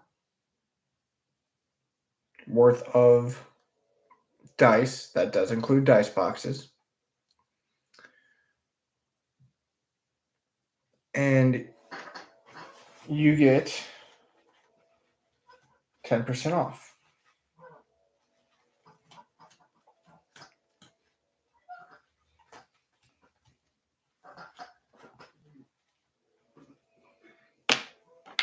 Now, once again, remember, that's just before we even start getting into our regular custom-made dice prices. Our custom dice with our logo on it are going to start at 30 a set.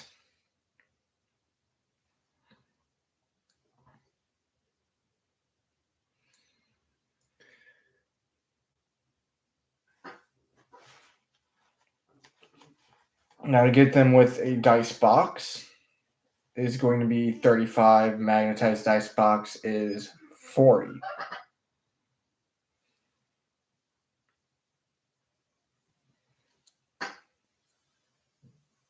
Dungeons and Deadlifts, thank you for joining us.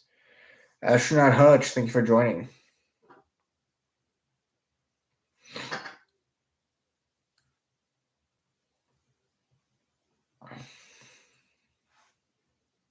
We were just inking up some dice real quick.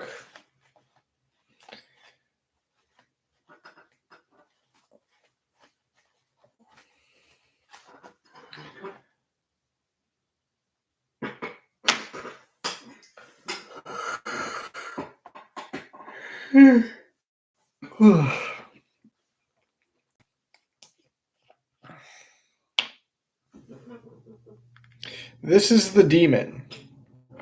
So we called it that because we legally could not call it Beetlejuice. Even though that is the inspiration for this dice.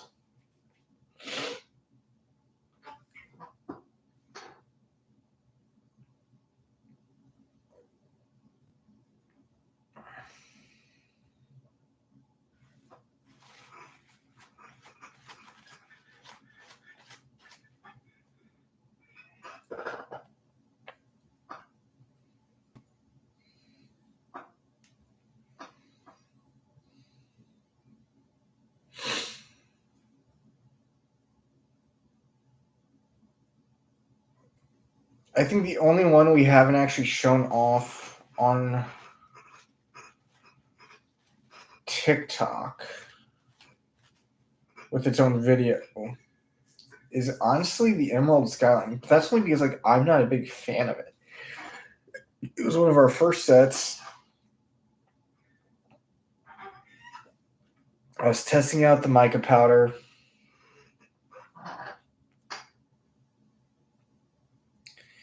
And I mean, it's dice.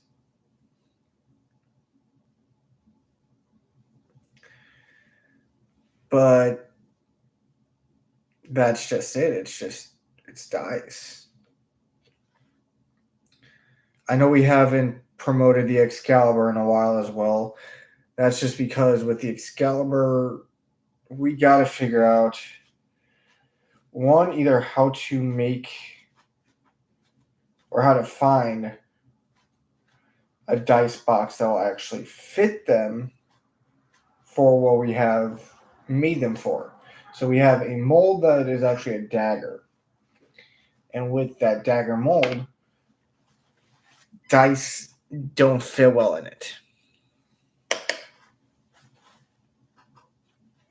So I've reached out to several affiliates and learned that the biggest culprit of it is that they just do not fit in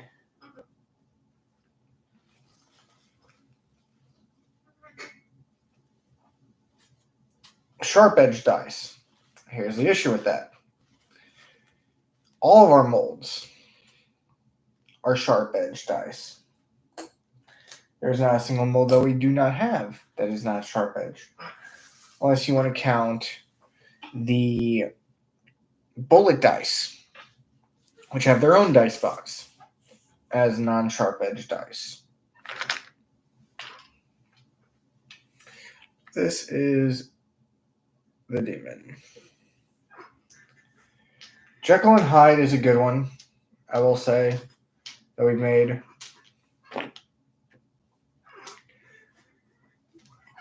I'm trying to remember, because I thought we had one made.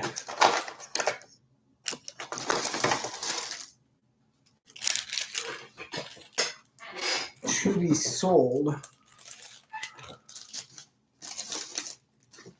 thought we packaged it up.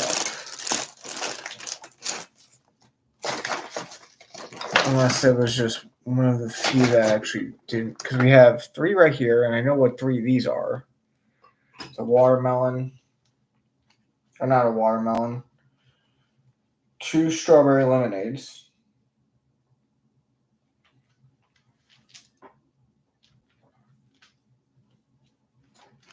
And a Zeus. Thought we had done a Jekyll and Hyde. I guess not. I do know we have a commission coming in that we can do hopefully tomorrow, because we should have our first, at least part of our pressure pot ready. I just wish we had all of it to make sure that we could do it all.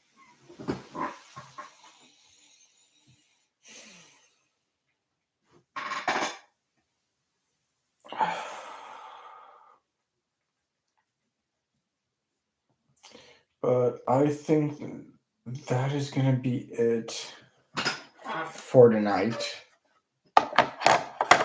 I'm trying to figure out what he is standing on. Is that a grate? Is that a piece of a building? Is it a lamp? I cannot figure out what he's standing on to save my life.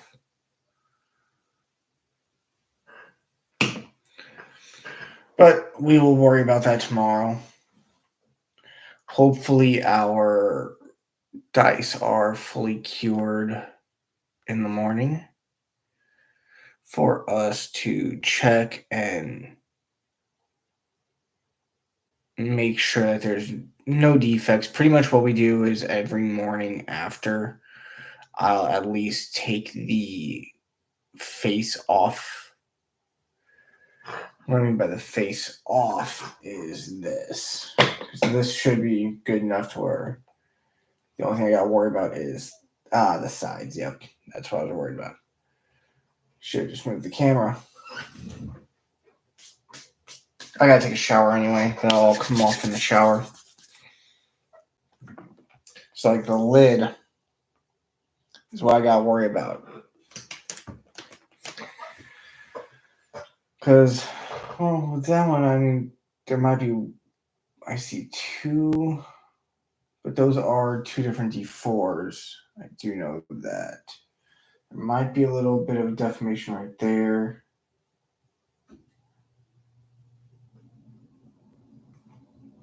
Beyond that, everything else seems sound. Let's check this one out. Hopefully they turn out how they should. I don't know why they wouldn't, beyond the fact that, I mean, I have a pretty sizable amount of resin left. 25 milliliters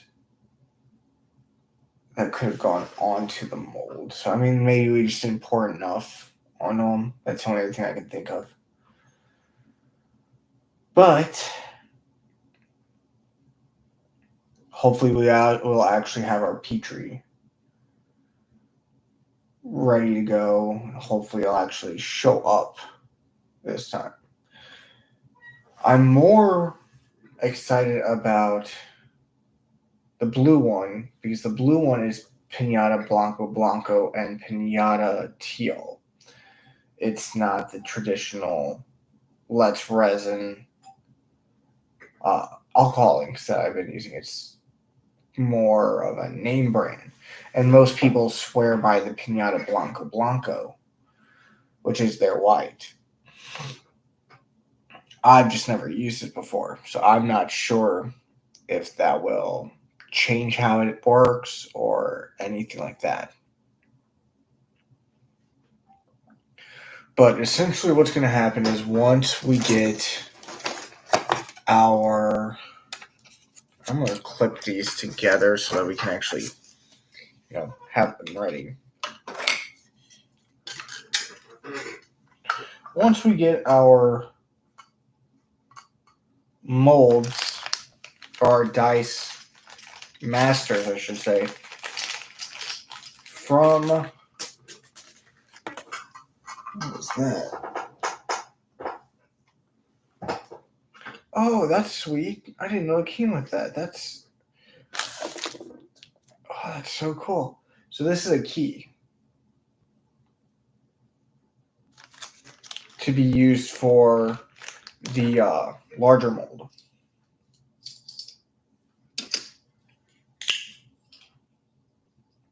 Red Ruby, thank you for joining us.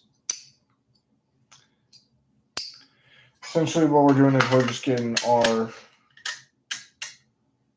mold kits situated to where when our masters come in, we can instantly go to work on making our own dice.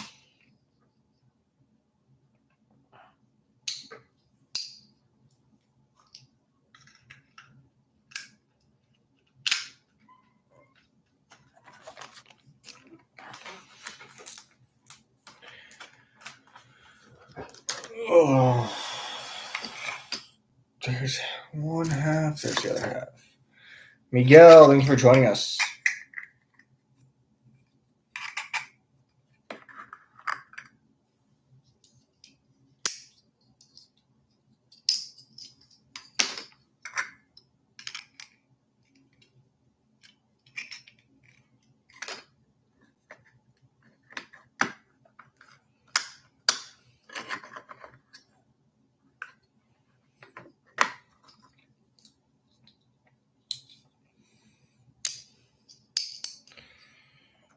Okay.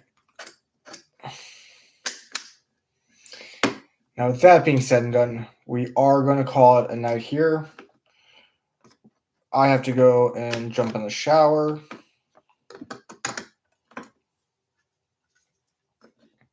But now we have our dice molds ready to go for when we do get our master set. I've got to get in touch with our master maker to figure out where they are. About a week ago, I saw that he had made them, printed them, but I haven't heard anything since. For those of you still following us today, this is the Honey Pot. This is our newest dice box. It holds 2 dice sets. Now, I say 2. I recommend keeping it to just 1. Because if you put 2 in, it does not want to properly shut unless you shimmy the dice around.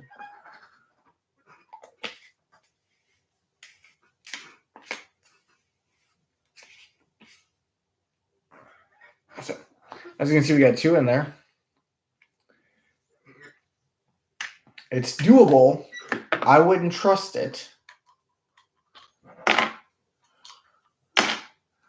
And then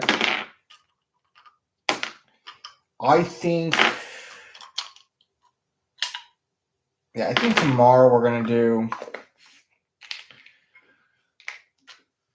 gender reveal dice.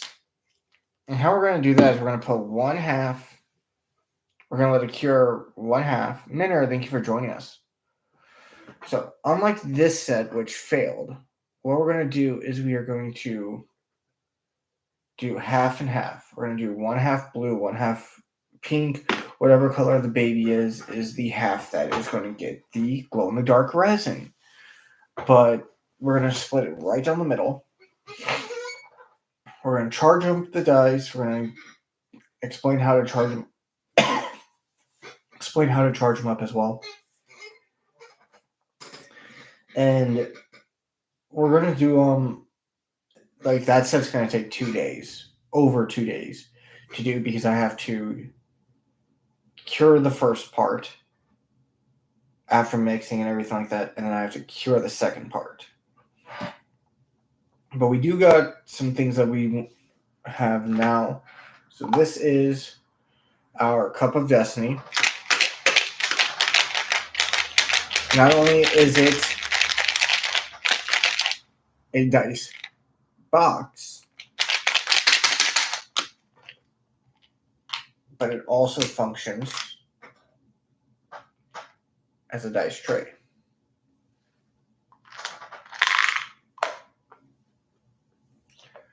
We have the honey pot. Now, the honey pot can fit 2 sets. I don't recommend anybody putting 2 sets in this. Always do 1. The reason we call it the honey pot is because that little overflow right there looks like honey dribbling down the side. Both of these are $35 on our website. This one is not on the website yet, so be mindful of that. Now, inside these, is it this one? No, it is the other one. We have our newest dice, Stormbringer.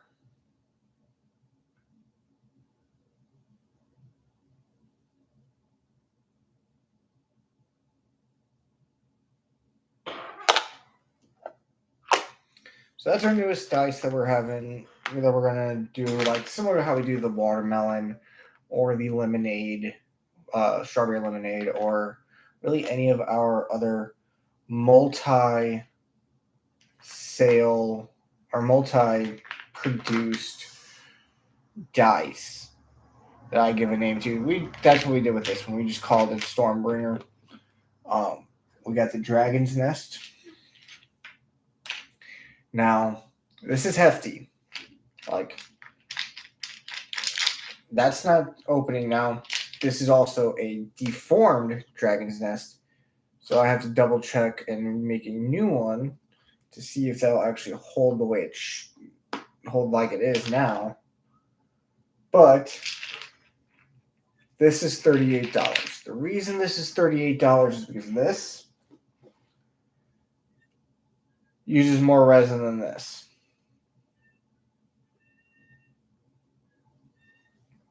It's only by 0.4, otherwise I would have jumped it up to 40. But this is $38. This one can hold up to, let's double check, I think it's 3 sets. I don't want to give any false information.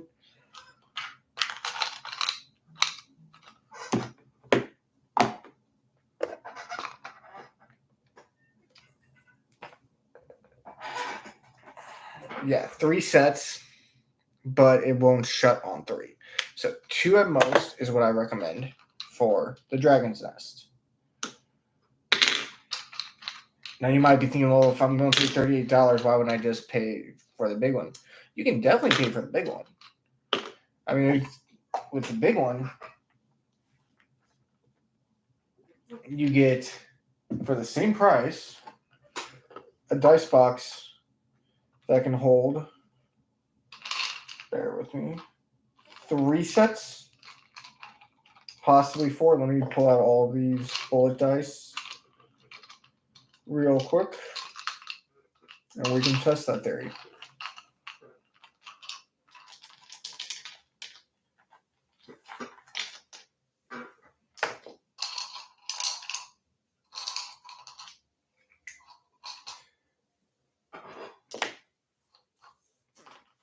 Okay.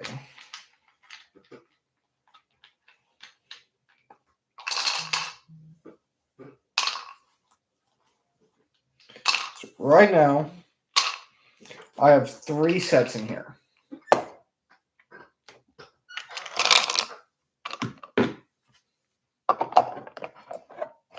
That's 4, so 3 is the max on this. 2 is the max on Dragon Egg. 1 is the max on...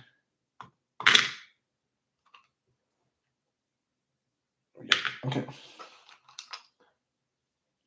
3, 4, 5, 6, 7. 1 is the max on Honey Pot that I recommend. And then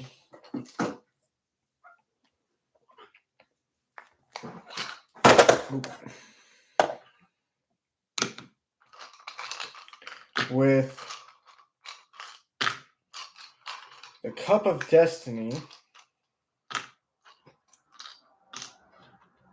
because of how this lid sits, you can definitely have 2 in there. It's not going to shake like you want it to.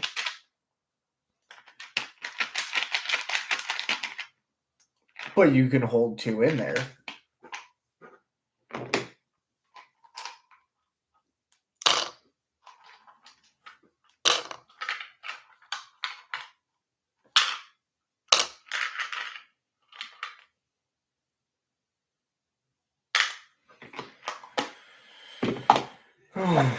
And then we got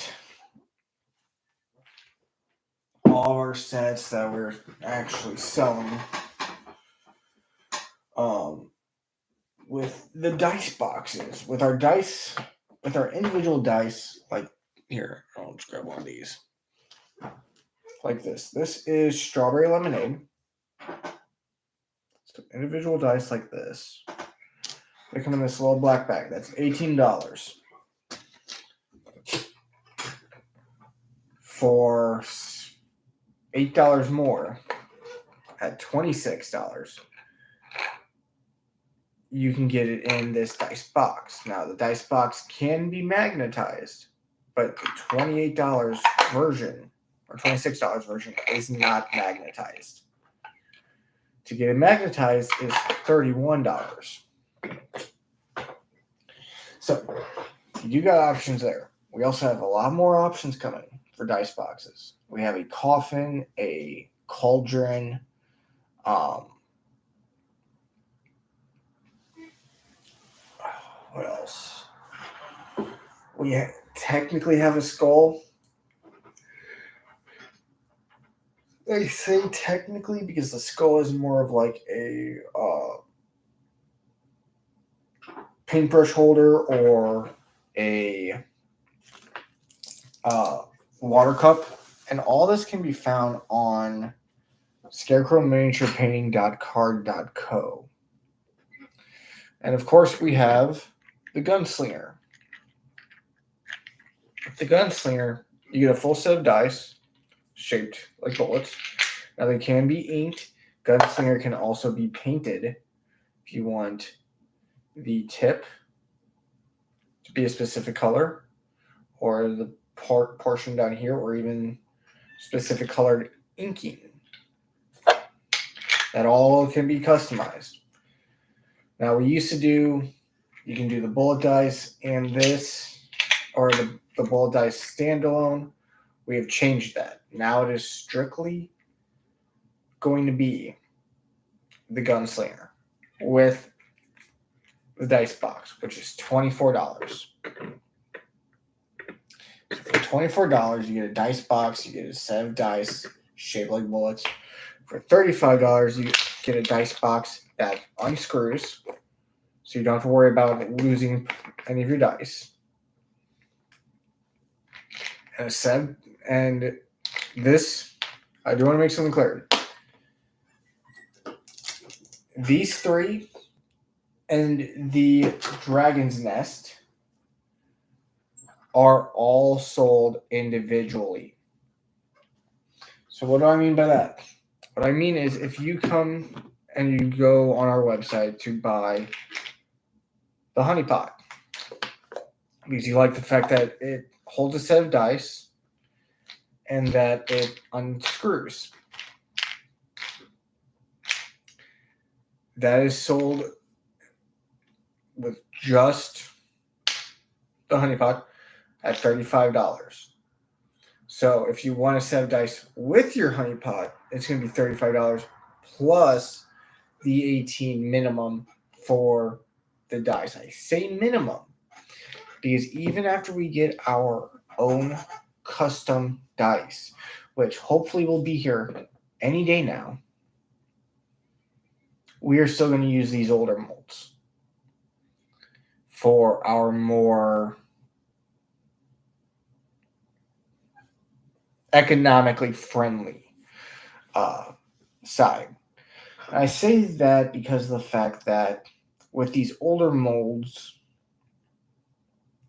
I can just keep resupplying them, just like I could with our new molds.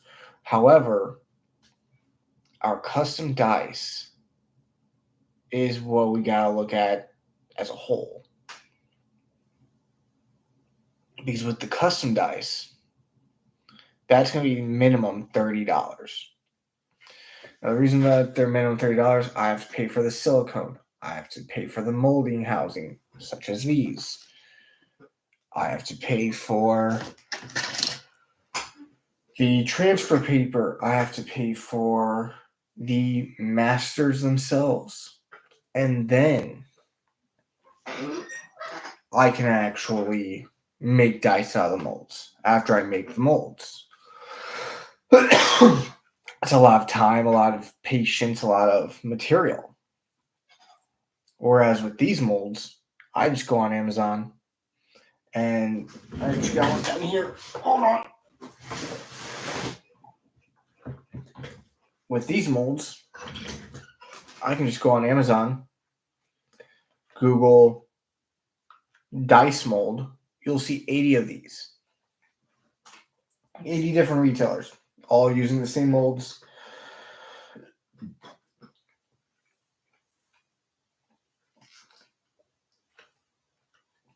But with these 80 different retailers, all using the same mold, once again,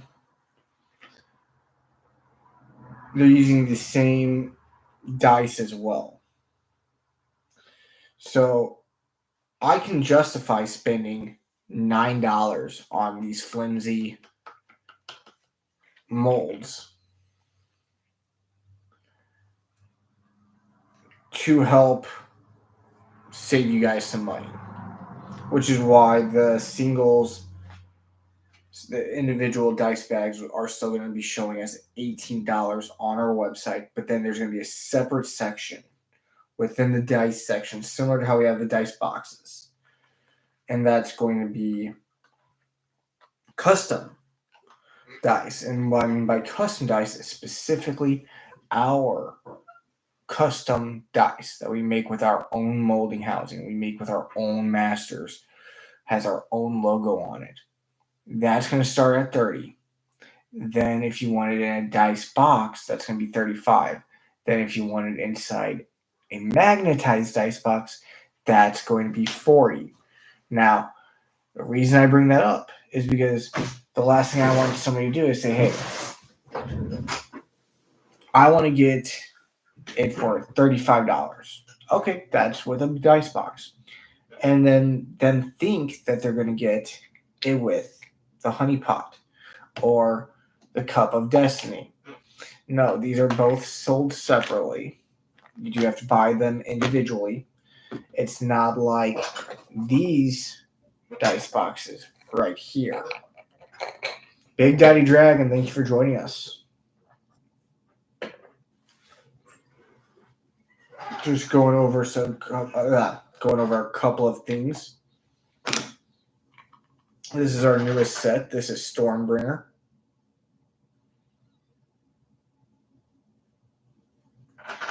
You guys over on YouTube are going to have a hell of a hard time seeing it, but you can actually see it right there where you can see through my wall with that blue. And then that break was actually a cloud of black. That's what I like about this set is that it looks like an actual storm. Now, like I said, with our dice boxes, the Cup of Destiny can fit 2 dice sets. I don't recommend housing 2 in here because then you're going to think that, I can shake it up like that and get good rolls every time because of the fact that it's supposed to look like a dice box shaker, which it is. It does work like a dice box shaker. This one, for some reason, didn't cure it all the way. Like, it's still soft. So I probably just missed out that much on the hardener. But then we have the honey pot. The honey pot fits one set of dice. Saves one. It could technically fit two, but I recommend one.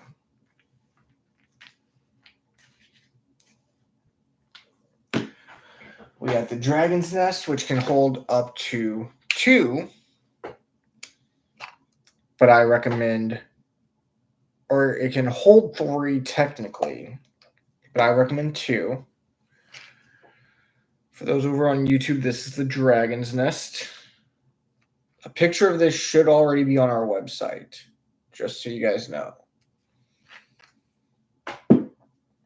And then we have the big one. Now, the big one we have confirmed can hold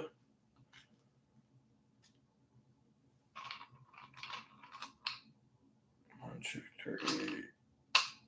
It can hold 3, technically 4. If you want to get technical, but I recommend 3, which is funny because this holds less, but uses more resin solely because of these crystals. But that's the dice boxes we currently have for sale, along with our options. Oh, we also got the Gunslinger. Gunslinger is 24. It used to be 20 with a dice bag, 24 with the dice box that looks like a revolver casing. We have since moved that over to just standalone 24 with the dice box and the dice. But yeah, I mean, that's really it. We have multiple different options. For those of you on YouTube that have not seen our shorts that we do, where we showcase a new set, go check them out. Because that's how you're going to find out like what we call everything. So for instance, we have, I don't want that falling in a resin, watermelon, which is a green and red. I know you guys aren't going to see it very well over on YouTube because I am on a poorly made Chromebook. So we have watermelon, Jekyll and Hyde. Let me grab, I think it's this one. Yes, it is. The Zeus.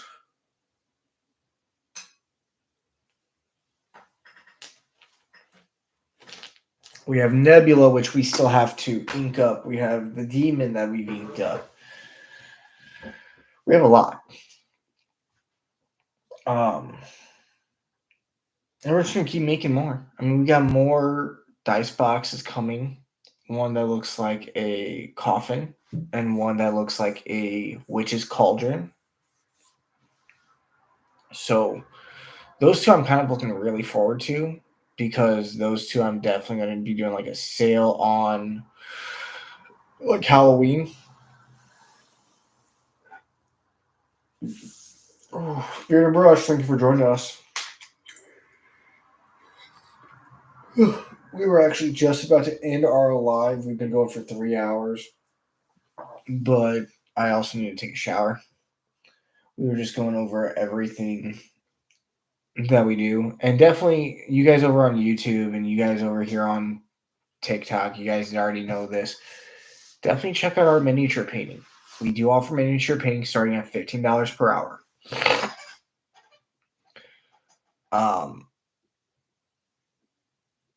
We do dioramas. We do standalone. I mean, this is our Miles Morales that we've literally began working on tonight and finished for the most part. We still got to figure out what he's standing on. But, I mean, you guys ain't going to see the red, but we got the red in there. Okay, right there. Yeah, you can see it on the back. We got the red in there. We got all the webbing covered up. We did Ghost Spider tonight as well.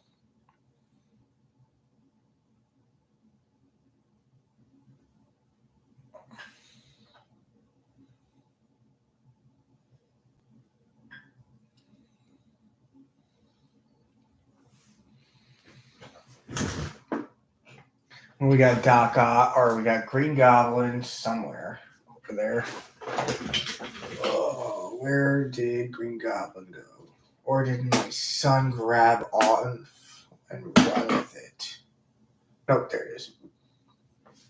We got Green Goblin that we did a couple days ago.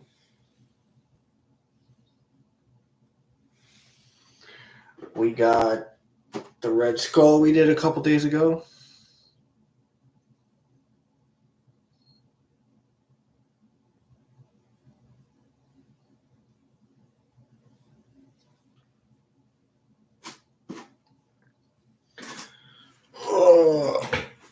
And we do more than just Marvel United. I mean, we primarily have done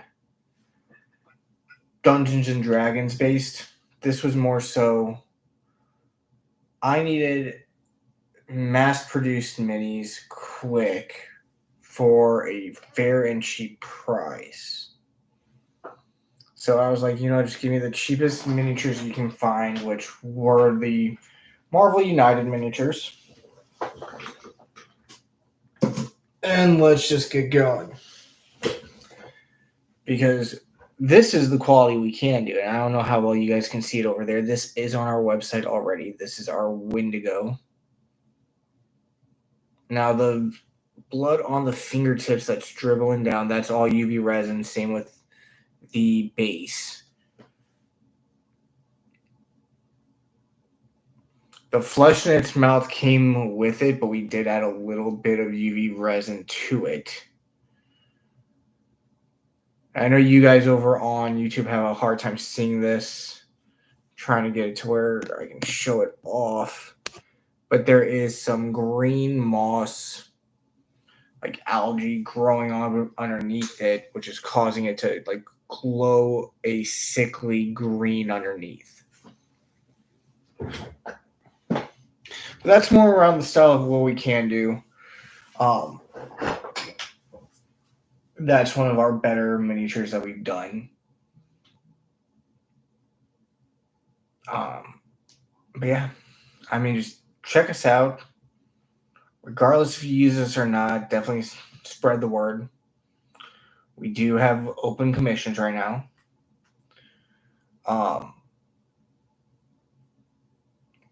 We are, like I said, our probably biggest bread and butter right now has been dice making.